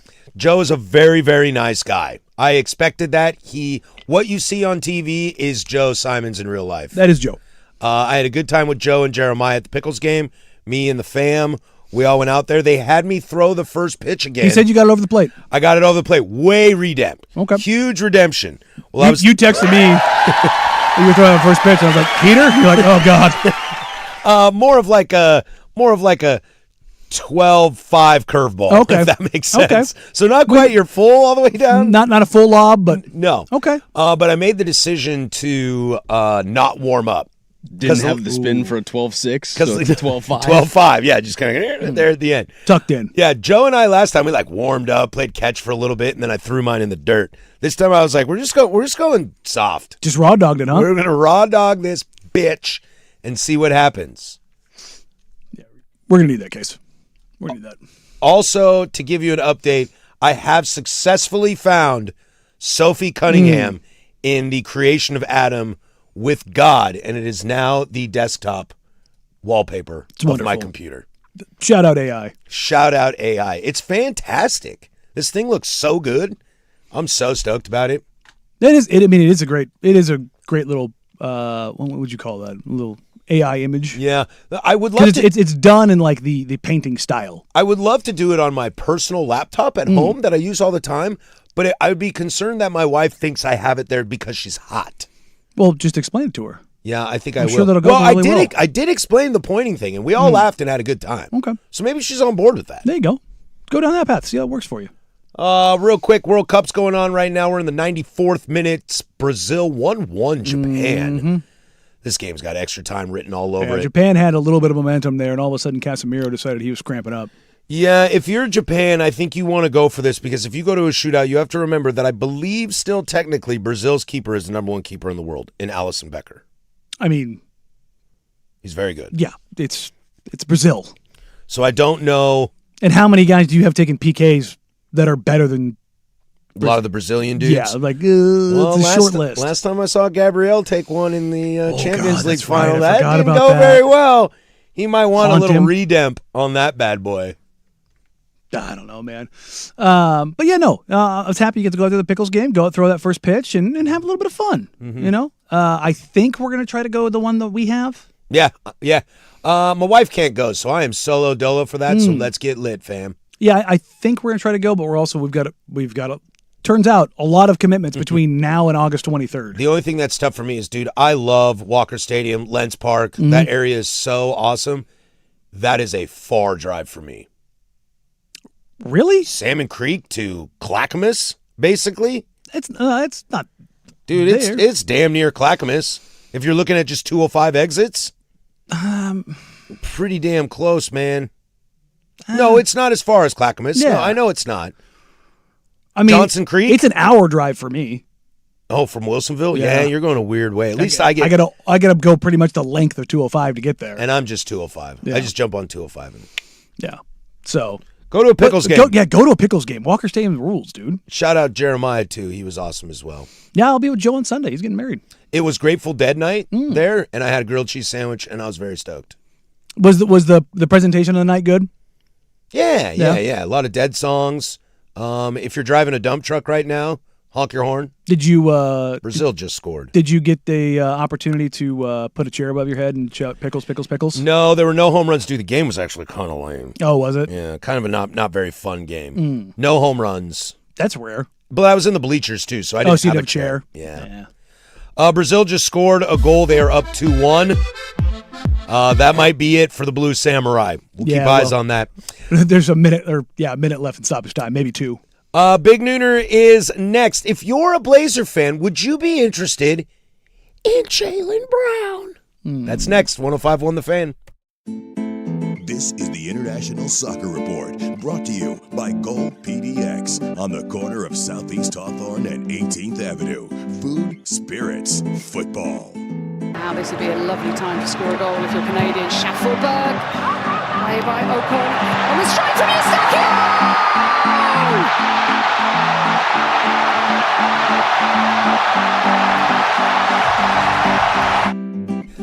That is on Fox. Canada scores their goal to beat South Africa, advance to the round of 16 for the first time ever in their country's history. It was looking bleak, but then they pulled it out. I like this Jesse Marsh Canada team. Also Brazil up 2-1 right now. The International Soccer Report brought to you by Goal PDX. Check out Goal PDX for all your big tourney matches this summer. GOL PDX, food, spirits, and football.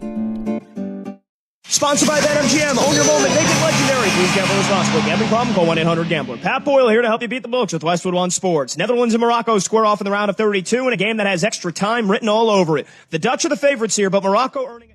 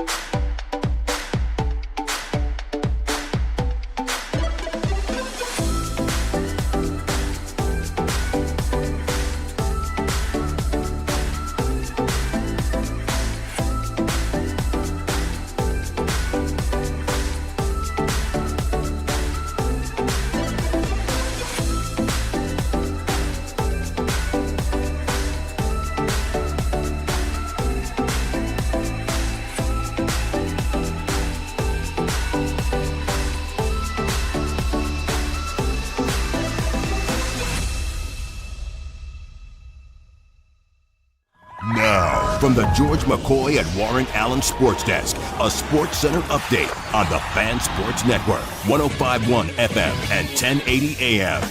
First on the Fan, your Portland Fire made history last night as they competed in the longest game in WNBA history. That game went to 4 overtimes, as the only other 4 overtime game in WNBA history was back in 2001 when the Washington Mystics took down the Seattle Storm. 8 players played 45-plus minutes in last night's contest as the Fire ultimately fell to the Washington Mystics at the buzzer, as the final score in that one was 124-123. Fire have a few days off but are back in action for an Independence Day match this Saturday against the Seattle Storm. Some NBA news for you out of the federal indictment released on Monday, as former NBA players Malik Beasley, Ed Davis, and an NBA agent are among 6 defendants indicted on charges related to an alleged sports betting scheme. Davis and the co-defendants were arrested on Monday, and Steve Haney, Beasley's attorney, said that they have coordinated a voluntary surrender for later this week. Some more NBA news for you, as Andrew Wiggins intends to sign a 3-year, $64 million deal with the Miami Heat to stay with the franchise. Wiggins' deal comes with a player option in the 3rd season, as he will serve as a key starter alongside Giannis. Over to the World Cup, as the round of 32 has begun. Canada kicked off the knockout stage last night as they defeated South Africa 1-0 in the 92nd minute. Today we have 3 round of 32 matches for you as Brazil and Japan, they have just or are just about to go final in the 101 minute as Brazil has just defeated Japan 2-1. At 1:30, Germany and Paraguay will go head-to-head, and wrapping up our day of World Cup matches is the Netherlands as they will face off against Morocco at 6 p.m. And for more sports scores and stories in 30 minutes, I'm Casey Smith from the George McCoy at Warren Allen Sports Desk. Hurt, missing work, insurance companies acting like jerks? Don't call your mom. Call George McCoy at WarrenAllen.com. The home of the firm of Harris and Marang. Weekdays 10 to 1. The Fan Sports Network. 105.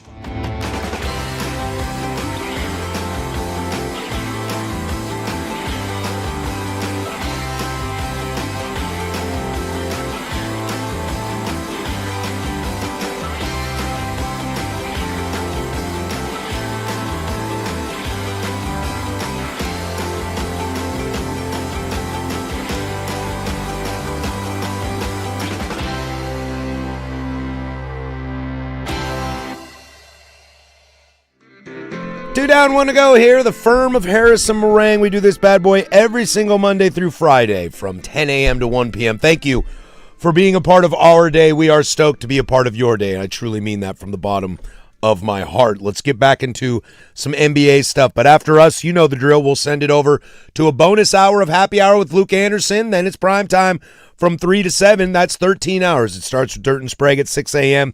Take you all the way through 13 hours of live, local, continuous regional sports talk radio. The Blue Samurai are having a tough go at it right now. This, I got it already refreshed. I think it was Yahoo Sports put out the eliminated, photo, and it was one of the Japanese players with the saddest look imaginable on his face. It was like, oh man, come on.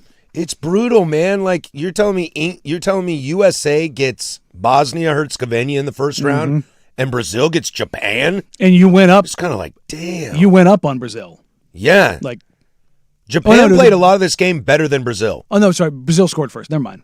No, Japan scored first. No, they did, didn't they? Yeah, they were up 1-0. Japan was on the board first. Yeah, that's what I thought. And I thought they played a lot better than Brazil in this entire game. It's just... Well, second half was all Brazil. It's brutal. It's like that Netherlands-Morocco game tonight, dude. Like, that's the round of 32. That's brutal. We talked about that when we were Meanwhile, Germany's playing Paraguay, where the cost of admission right now is $300. Did you see where that game is? No. But yeah, the average cost of tickets for all around 32 games, way down, which is kind of insane because they're all better games. Yeah, no kidding. This is in Boston. Yeah, suck at Boston. Yeah. We don't like Boston anyway. They're up at the not Gillette Stadium. We're trying to fleece them of their superstar anyway, are we not? Take all of the things. We were having this conversation over on the YouTubes about Jaylen Brown, and I'm curious your thoughts, Danny, because you're a lot more plugged in than I am. When it comes to people like Trey Murphy, maybe Anthony Davis is on its own, but when it comes to people like Trey Murphy potentially being moved, that waits until JB falls, right? Probably. Jaylen Brown be the next domino, but we have seen, we'll get to Miles Bridges here in a moment, and other LaMelo lesser Ball. deals that are less assets involved. I think it's kind of. I don't think the Jaylen Brown stuff is holding up a ton, but I think some people are trying to see if other moves after capital is exchanged, depending on who it's with. And I had a text earlier. Brian Windhorst, I think it was on the Hoop Collective, said that the Celtics are looking for draft capital in a trade. Who has better draft capital right now than the Blazers? I don't think anybody does. You could maybe say Oklahoma City. Yeah. Maybe. Charlotte's starting to stack, but that's pretty far down the line. And the value of those picks isn't quite as high. I will maintain there are some GMs that believe that first round picks lost some value. I think there's more GMs that believe that those picks gained more value. Who's in a more exciting position right now, Jaylen Brown or Trey Murphy III? I don't think anybody wants to play basketball in New Orleans. I also think that Jaylen Brown and the Boston Celtics are getting kind of messy. Sure. And Jaylen Brown has a very large media member going at him every 10 seconds on television, even though I back Jaylen Brown in that argument. It's got to be Trey Murphy because, dude, you're going to get traded to somebody that's going to be good. Well, I mean, you're going somewhere that's going to be good. Even if it's not good, it's better. It's better, yeah. It's crazy to me. You've said this to me, and I totally believe you, and I've talked with other sports fans in other leagues and stuff that say the same thing. Dude, I would have thought living in New Orleans would have been cool. But no, apparently everybody hates it. Nobody wants to live in New Orleans. It's hot, it's humid, it's nasty, it's dirty. It's But Bourbon Street, bro. Yeah, it's like, oh, but Mardi Gras. And I'm like, yeah, have you ever been to Mardi Gras? Like, I have not. It can be fun, air quotes, if you like walking through puke and poop. Yeah. Yeah, dude, it's that whole area is nasty. It's like it's the same thing. Like Memphis fans get super uptight, and I get it. It's like it's the same thing here in Portland. Does anybody Well, says anything LeBron about took Portland? the shot at them. Yeah, but it's the same thing everybody in the league says. Nobody wants to live in Memphis, man. I think I've told this story on air. There was an NBA player who was going to get carjacked in Memphis. And the guy tapped the gun on the window and said, hey, just so you know, shot caller over here said you good. So consider yourself lucky. I'm going to pass on that kind of situation. I'm not interested Yeah, in it. dog. Like, it's just, those are the things you don't want to put up with. So it was like, Memphis is great. It's like, got an incredibly high crime rate. I don't want to have to check in when I come to the city. Yeah, you got to check in with a shot caller to make sure you ain't getting robbed. I don't want to check in. Yeah, that's crazy, dude. I don't have to check in South Beach. No, because there's rules around this kind of thing. It's like I hear Portland fans like, "Oh, Portland's not that bad." I'm like, just accept, go full Michael Malone on it. Take the L.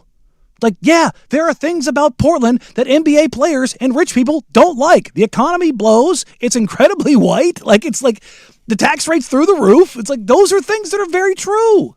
It's okay. I live in the great state of Washington. Mm-hmm. And you pay taxes here. I do, but that's because I choose to work here. Yeah. Where do you choose to live? I choose to live over there. There you go. Therefore, none of it's anybody's problem but my own. But that's my point. It's like there are drawbacks and pluses to every market, to every city, to all the things that come along with it. I think Jalen. I mean, this isn't the first time that Jalen and the Celtics have had issues. A dust up. Yeah, and again, I think most fans think that this is out of the ordinary. It's not. Now, to this extent, sure. There are most players on most teams who have a contract of $20+ million or more are kind of a pain in the ass.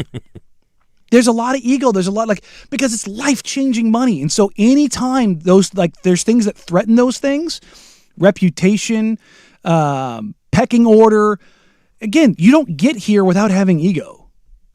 And so when those shots are fired, you're going to get defensive about things. Like Jaylen Brown's like, analytics are dumb and nobody's won more games than me in the last 10 years. And he's right in that point, but it's like, Jalen, we weren't alone, dude.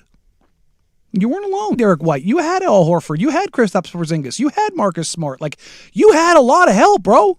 And again, I am not taking away from Jaylen Brown, but it's like, but that's the story that they tell themselves in their head, because that's how you get to that level, is that you are the best. I saw somebody ask this. I don't know if it was on the YouTube or on the text line, so I'll ask you, Danny. With your knowledge of Joe Cronin, your knowledge of this team, if this Jaylen Brown saga continues to carry on, does that hurt the Blazers' chances at making a move with someone else? How so? Like if this negotiation? Yeah, just drags on. Say the Celtics decide to keep Jaylen Brown. Would the Portland Trailblazers have missed out on something else? I mean, there's always that potential. It depends on how long it goes. And I don't think, because Boston's going to want to make other moves too. I don't think this is going to drag on. I don't think we're waiting till October. Yeah, I have to think this gets done this week, does it not? If it's going to happen, I think it would probably happen between now and free agency, which is 2 days away? Yeah.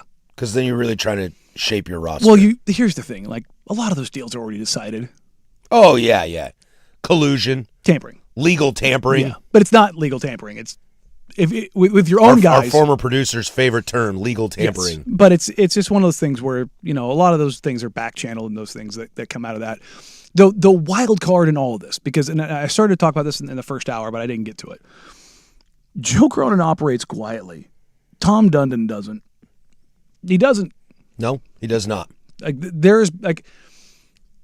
Joe moves in the shadows. That's how he operates. That's how he always conducts business. We own the night. Jeremy Grant, there's a difference there because that one was kind of already done, right? But beyond that, most of his transactions are done very quietly.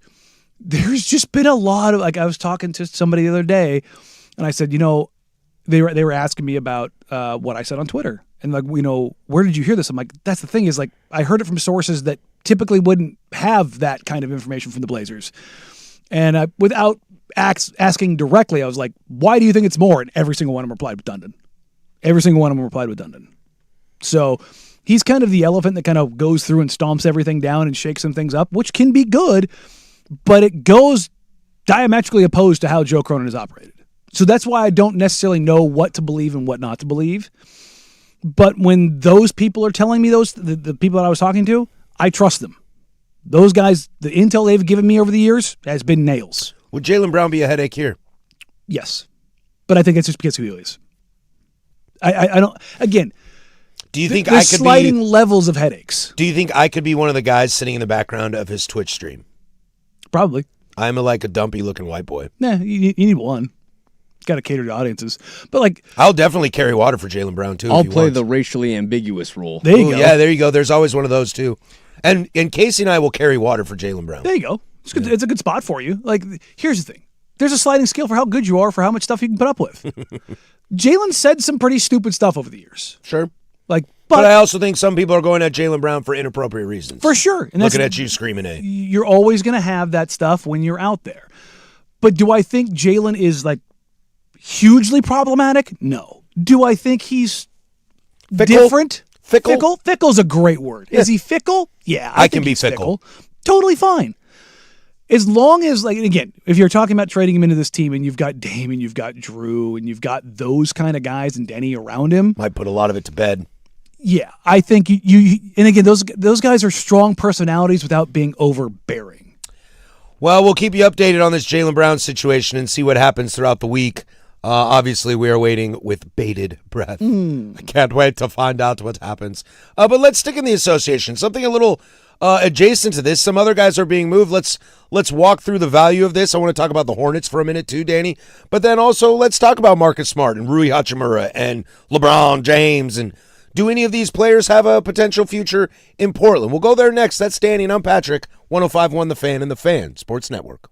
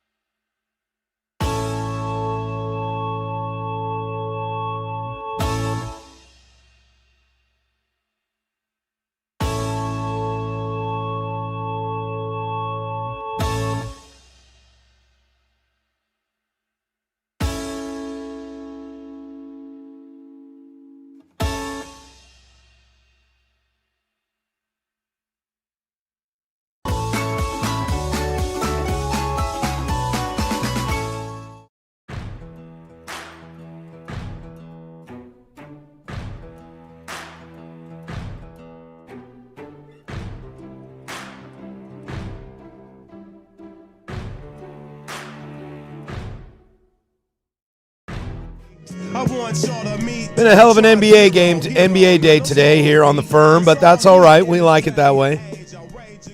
We like it that way. Looking through this list, Danny, of like available people right now. Oof. Yeah, I mean, not only that, that's Portland doesn't really work in free agency and never really has. Yeah, you build those relationships and keep them here as long as you possibly can. You trade. Or you trade, yeah. Trade and draft.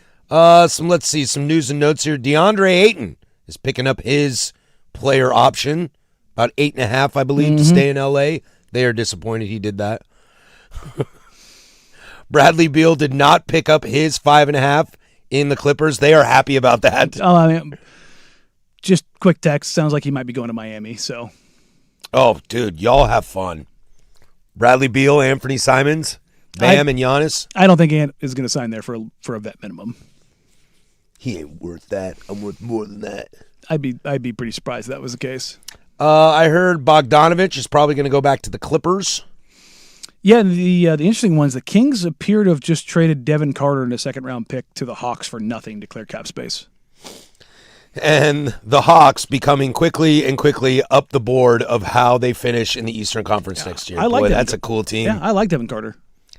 Atlanta's becoming a nice team. Miles Bridges gets traded from Charlotte to Phoenix. Okay, Phoenix has a newer owner who has had new owner syndrome and went after the big fish to try to win a title. They almost did. Yeah, but not with him. Not with him. And now they're here full of a bunch of misfit toys. There are rumors going around that the Suns might be interested in Ja Morant. They can't give him away. They can't. No. You're gonna have to pay me. You're gonna have to pay me to take him on that. But I'm curious what we've danced around a little bit today with the Charlotte Hornets as they have moved Miles Bridges to the Phoenix Suns. And look, what that means for the Suns, I got no idea. Look, Miles Bridges is good. It's just he's a terrible dude. Yeah, the baggage on him is not worth my weight in gold. What I wanted to say about Charlotte is Charlotte kind of constructing something similar to what the Blazers have of just like good quality human beings, controllable contracts. Yes. Now they just need to find a bona fide star. Are they the next person in line to go find a superstar? They're going to try to figure some things out. And if you want to take away from the non-basketball things of like the last two title winners, what are the atmospheres of the Oklahoma City Thunder and the New York Knicks? Say that again. The atmospheres of those teams. It's very collegiate, Very. very together, very friendly. And a lot of front offices are looking like, which path do you want to go down? Do you want to go down the nuclear option of like just put the most talent together and figure it out? Kevin Durant, Kyrie Irving, James Harden. Yeah, like genuinely. Or do you want to go down the path of like, can we get the chemistry right and get more out of guys? And just talking around the league, I think a lot of general managers are starting to lean more. Was it 2 weeks ago when we were talking about leading up into the draft? I was like, I used to be one of those guys that just give me the talent and I'll figure it out. But over the last 10 years, I have leaned more into feel, maturity, basketball IQ. Yeah, the brain's become so much more important. But not only IQ, EQ. That emotional intelligence. Like that matters. And it's a big part of that is guys are just better. Like the guys that you see on that free agent list right now that are like, oh, these guys are bums, blah, blah. They're better than guys who were 10, 12, 15 years ago. Sure. But the staggering majority of those guys that aren't in the league or free agents or teams are like looking at like, a lot of them have like emotional issues. Yeah, that collegiate thing you're talking about, like to use the Knicks as the example. Now, you don't want to get too crazy because, again, we've seen 8 different champions over the last 8 seasons, and all of them are very, very different squads. Look, LeBron's Lakers bubble team is very different than Giannis's team that won, which is very different than the Celtics team that won, very different than the Thunder team that won, and now the New York Knicks team that won. However, you said something there that I found fascinating.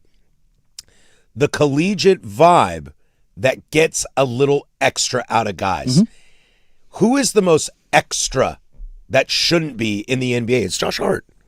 Who is the most extra scorer in the NBA that it shouldn't be? That's Jalen Brunson. Who is the most extra fear factor on that team that needed to be amazing for them to win? Karl Anthony Towns. Check. Is that more, is if we're going to shift how we're building teams, is that a more sustainable approach as opposed to I want this big guy in the middle that plays great defense with shooters around him, or I want great IQ and passing like LeBron, or I want shooting threes all day like the Warriors. Is that more sustainable than trying to come up with some sort of formula? You also might be able to find some way to move around the margins with prices. Josh Hart is not crazy expensive. Jalen Brunson is not crazy expensive. They like being Mikal there. Bridges is not crazy expensive. Like, you know what I mean? Like, that's where you're able to move around the edges. Look at all the Cat Thunder. said he'd give up $100 million to stay a Knick. I don't believe that, but I'll believe when I see it. But the statement is still the statement. But look at the Oklahoma City Thunder.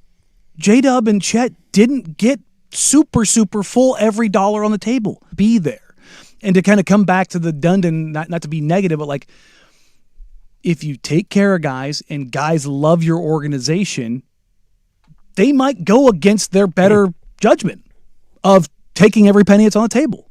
I've seen people say, why can't they just be like Jalen Brunson? I'm like, because that goes against everything that people believe. You want to get paid what you're worth. And Jalen Brunson, I mean, He is the exception to exceptions to exceptions to exceptions. Josh Hart's the same thing. Like, there Let's aren't undersized guards that are willing to go to the rack that somehow play like Mighty Mouse. Like, they just and also all three of them played in college together. It's like, okay, cool. Let's go ahead and grab Morris Johnson, Ade Mara, and Yaxel Lenneberg, and they're all going to come together and they're going to win a title for the Dallas Mavericks. Not like, to mention Jalen Brunson and his girlfriend and his wife have been together for 15 years. And by the way, his dad works for the Knicks, and the general manager is his godfather. Exceptions to the rule. But they played on the exception hand that they were dealt. They got Mikal Bridges. They got Josh Hart and they had Dante. They leaned into the exceptions. That's like they said, okay, we're struggling landing that guy. What if we go down this path? And it worked for him.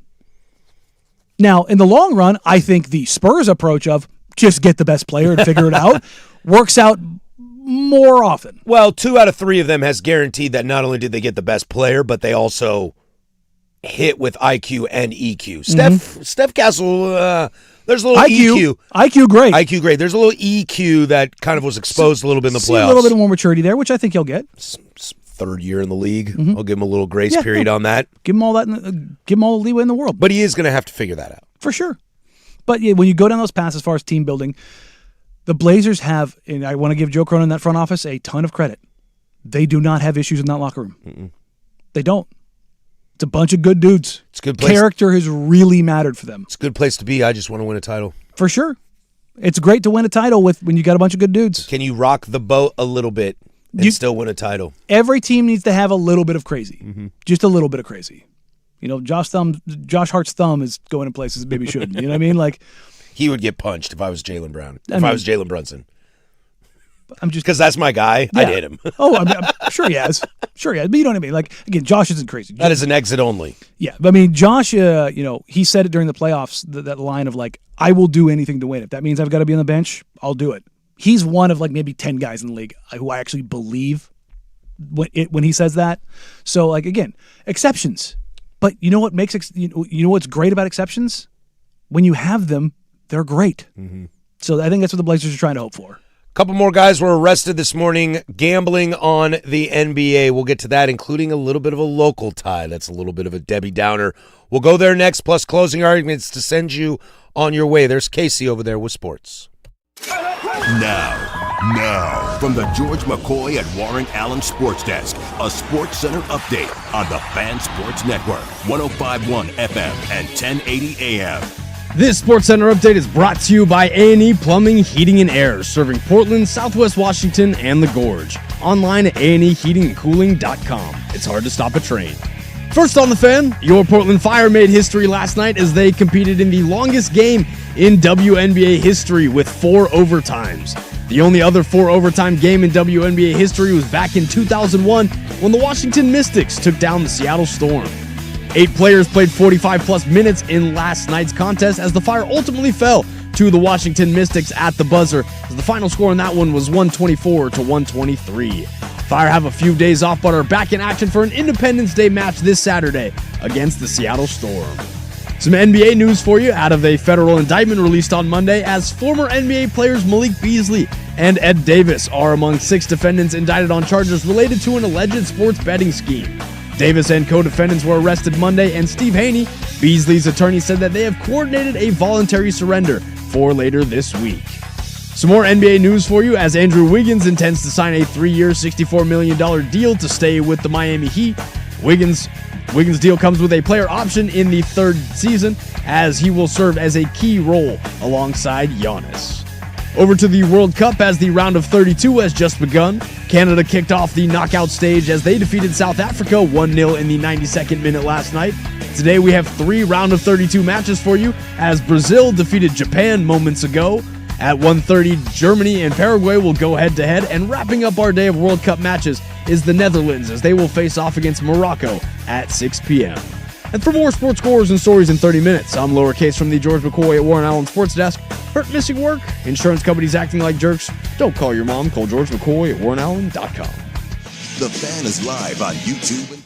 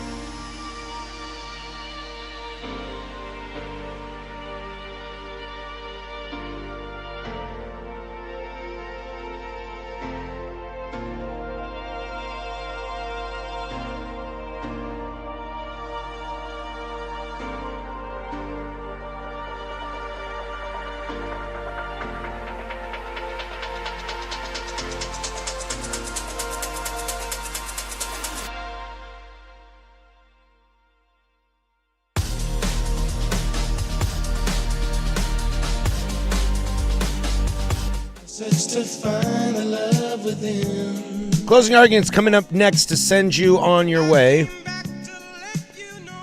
But Danny, it's like the situation that never dies. Malik Beasley and Fizz Ed Davis indicted in gambling case involving point shaving, prop bets. Bunch of other co-defendants were arrested. I assume they are their collaborators. An indictment is no proof of guilt or evidence. It is merely a charge of probable cause.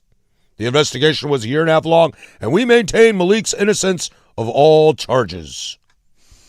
Except they have text messages. 75,000 net winnings of at least 121,000 just to throw it all away. This is the thing, man. This is what, if you're doing this over millions, again, not great, but I can understand it. At least you're making money. Well, the problem, and that's probably the other problem too, is that you can't do it over millions because that's going to be a bigger flag. But not just that, Beasley was getting his checks garnished by a dentist. The whole Malik Beasley fall from grace is wild. It is. And the thing that really sucks here is seeing Ed Davis' name pop up, man. Easy Ed, man. I was just like, but it's he like, was such a lovable character in this town. When the Beasley stuff came up, though, like people were pulling video clips and they're like, look at him grab this rebound. Like, this is crazy. 1.1 seconds left. You could see the relief on his face. And in the text message thread live from that night, the co-conspirators, like, he got it. With 1.1 seconds left, he got it. You could see the relief on his face. And it's like, we all were like, man, that was so crazy. Why did he go so crazy after that? Now you know.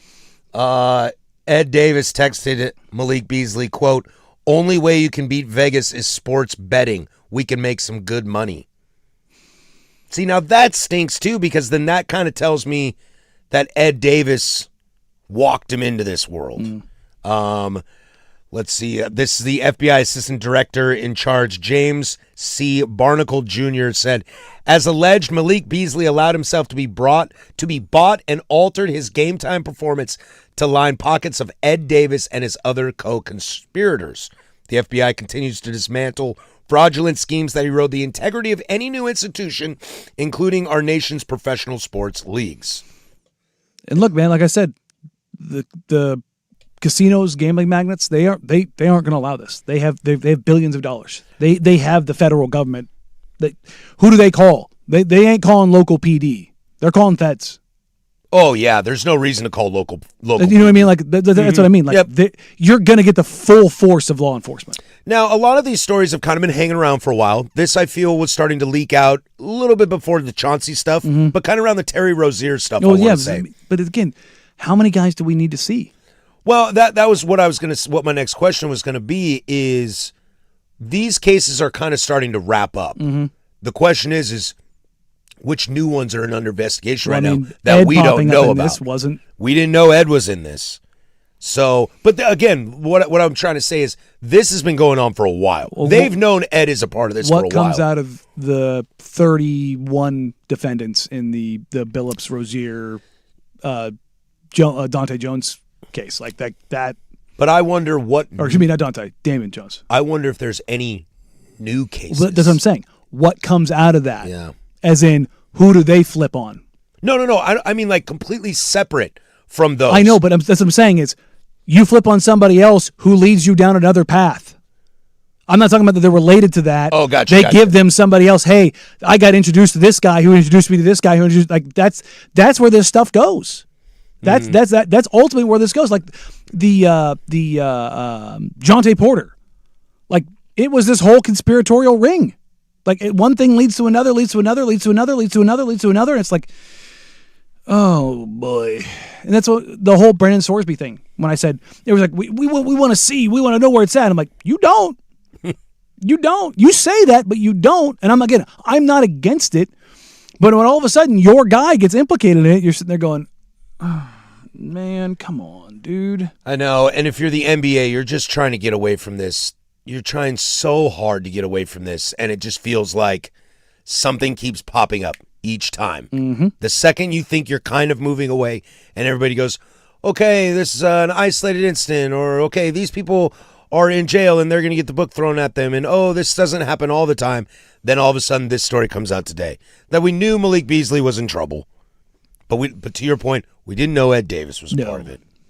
And, when does the potential Ty Lue shoe drop in this Chauncey Billups thing? I'm not accusing, but something like that. Something like that. They are very close. You could see something like that happen. They just want to get away from it, and they can't. If you're the NBA, you want everyone to get caught. I think if you're any league, you want everyone to get caught. You want it to be one fell swoop. Yeah, just knock it all out. A little blip on the radar. So this did happen. We nipped it in the bud. And that's the thing is like you don't need 15 years of steroids. No. That's the thing is like that was MLB's problem. Is they wouldn't let it go away. They tried to blame it. It's like, it's just Barry. It's just Roger. It's like, no, it's this guy. It's this guy. It's this guy. It's this guy. It's like if you just go. Well, we turned it into who is it not? Yeah, and the answer was nobody. It's like the Tour de France. Like Lance sitting up there talking about how I can't believe these guys are doing this when he was cheating the best of them. He was the best. Like that's the thing. It's like I'm not saying that everyone in the league is betting on basketball, but I think there's probably a lot more people than people are willing to admit or concede that there are. Percentage chance? I bet you it's probably 5%. That's a big number. I mean, I argue any more than one person is a big number, but 5% is a big number, man. But again, you're probably talking about guys that are on the periphery. A lot of those guys that are on that free agent list who don't have guaranteed contracts it's not SGA, it's not Luka, it's not Jalen Brunson. Heaven forbid that ever happens in any of these leagues. One of the big ones? A Pete Rose type situation. And Pete wasn't playing. Well, he was definitely gambling when he was playing. But I know, but I mean, when he got caught, right. So that's the thing that I look at in all this and go, heaven forbid. Yeah, I hope this is the last time we talk about Malik Beasley. I mean, Giannis is, the closest in the sense of the Kalshi stuff. Yeah, but he's going to get away with that because he's just a sponsor and a partial owner of a company, Yeah. He'll skate around that. But you understand what I'm saying? Like, without a doubt. Why the league hasn't stepped in and been like, just hammered the PA and been like, you guys don't want this. Yeah, we're trying to protect you. But they're so deep in with the gambling companies, whether you want to call it gambling or prediction markets. That's what I'm surprised that the prediction markets haven't taken more of a rapture in state legislation.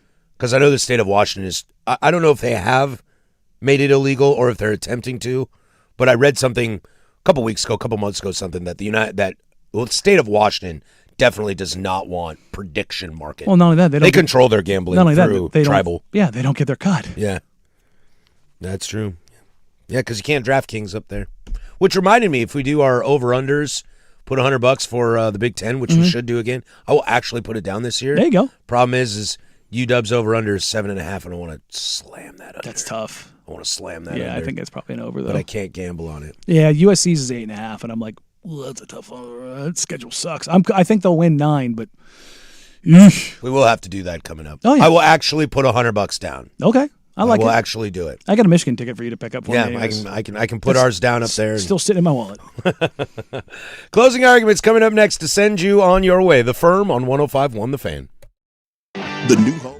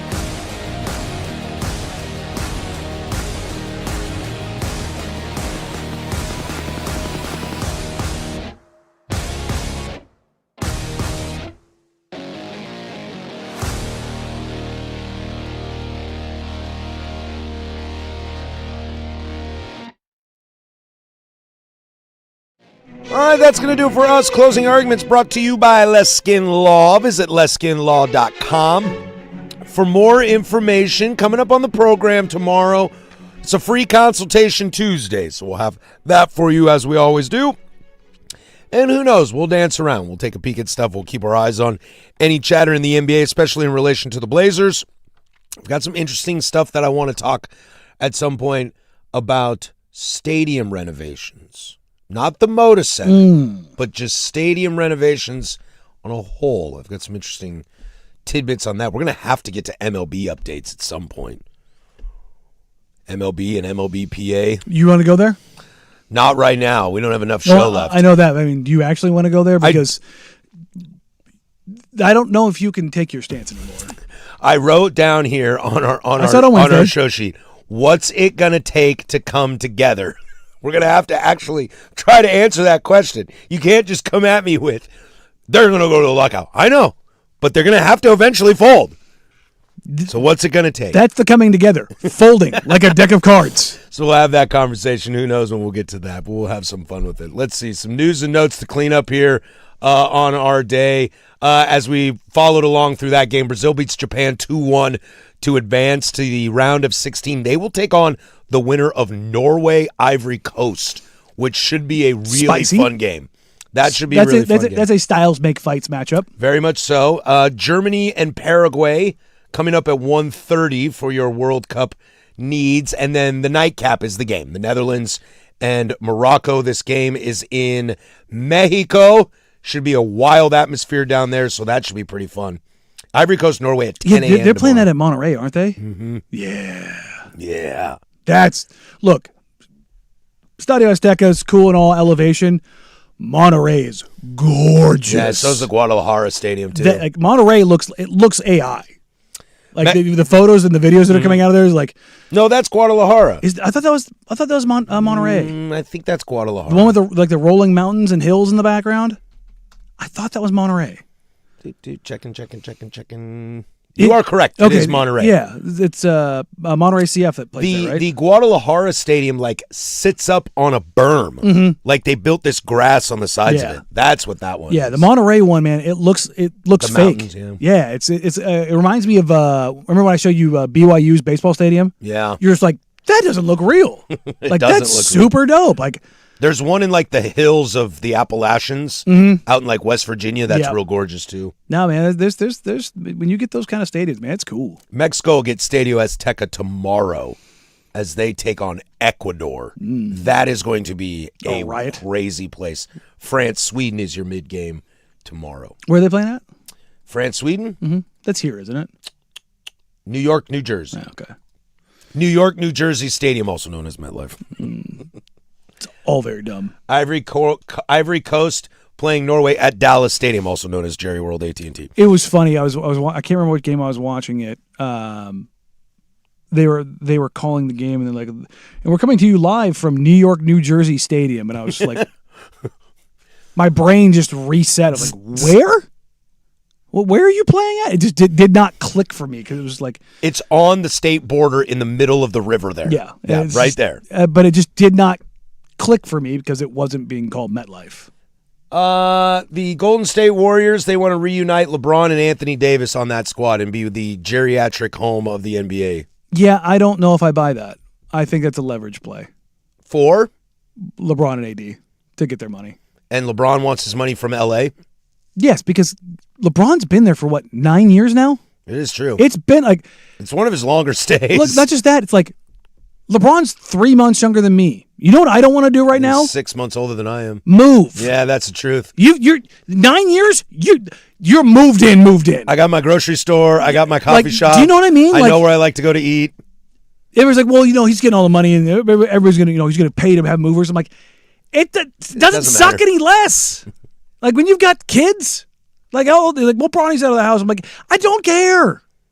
When you get to that age, you just don't want to move. No, dude. You've basically spent a decade somewhere. All my stuff's there. Like the amount of work you have to do that. You say all the money in the world, it's like a very personal thing to move. You know what I mean? It's like, I don't know, man. I could see him do it going to Cleveland. That's the only one I could see it being. Sounds like James Harden is going to get a new deal going in Cleveland. Go with God, as we like to say here.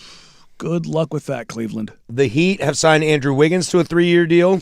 It's a opt-in with a 2-year extension. Okay. And it's not that much. He's taking a pretty sizable haircut. One thing over the haircut, one thing over the weekend that I noticed, I watched a little bit of the Travelers Championship in golf. Went to a playoff of Victor Hovland and Scotty Scheffler. Sure. They had their playoff hole this morning, one and done. Scotty, pack him up. No. Oh. Hovland birdied and Scotty missed a short putt. Oh, there you go. As you can tell, I did not watch. No, it's okay. It's okay. It was more the question of, you going to wait because they had a rain delay or something like that, so it got pushed, and that's why the playoff went to the next day. Next day, one hole. That's it. Well, I mean, it's pretty anticlimactic. Well, get it done, Scotty. Come on. However, there were some waste management vibes going on there because a bunch of Norwegians showed up to watch Victor Hovland. Oh, there you go. I mean, they're in the country right now. So then naturally, USA, breaking out. Yeah, it had some waste management vibes. But did any of the Norwegians start rowing? I don't know. They should have. You're welcome, USA. I didn't watch it enough. Just sit down in the grass and start rowing. Well, shame on me. I actually put it on because I was going to watch Red Sox Yankees Sunday Night Baseball. Gross. But I was doing other stuff, so I wasn't even really watching. But I threw it on, and I was like, when is this game going to start? And I had to watch the rest of the golf. But the golf was nice. I like Victor Hovland. He's a good player. Yeah, I had some World Cup. Good player. I had some World Cup on over the weekend. Watching some texting and back and forth basketball news type stuff. But I did not sports very hard this weekend. We got invitations sent out for the wedding. Catering's almost done. What are we eating? Got it down to 3 options potentially. I got an email in the last break about red meat options, so I'm looking at that. Like chicken, I think we're doing. Was it a balsamic reduction? Hello, reducted balsamic. Yeah, it was with fennel and something. I can't remember what that was. And then there was a one with not au jus. It was some kind of jus. You know what? I've got the email ready. Danny, 2 hours and 55 minutes. We finally got to food. Right? Proud of us. Here, hold on. Where's it at? Let's see. Actually, I don't think we've talked food all day. I have it right here. The grilled rosemary garlic chicken breast with herb jus. Herb jus. And then the other one was grilled balsamic chicken with tomatoes, garlic, red onion, basil, and Parmesan cheese. Although when I think about herb jus, it makes me think of like bong water. That sounds about right. Yeah, right. And then the red meat option, we're looking at a dry rub tri-tip with creamed horseradish, au jus, and sweet corn, tomato, and cilantro relish. Wow. And then a grilled grilled flank steak with balsamic cipollini onions and pepperonata. So we got some good options. Then we have to go select the wine. We have to do that here in the next week or so. The vino. Got to select the vino. So shout out those guys. They've been great to work with. One of the fastest guys I ever saw play running back in the NFL, Chris Johnson, has ALS. That interview was heartbreaking. ALS is a tough one for me, as my good buddy Mike Lynch suffers from the same thing. It's brutal, dude. 2025 in the fall, he was still working out like an NFL player. Dude, it's a really, really, really crappy Less situation. than a year. Just that guy was one of the fastest dudes I ever saw. That's CJ2K, man. Yeah, dude, that guy was he ran so like a good. 4.19 at the combine. I believe 4.21. Okay. Yeah. And it showed up on the field. Good luck, amigo. Closing arguments brought to you by Leskin Law. Visit leskinlaw.com for more information. Leskin Law's one-day divorce mediation, peace treaties, not war plans. That'll do it for us. We will catch you mañana. For Danny Marang, that's Casey Smith. I'm Patrick Harris. Go do something I would do. Bye.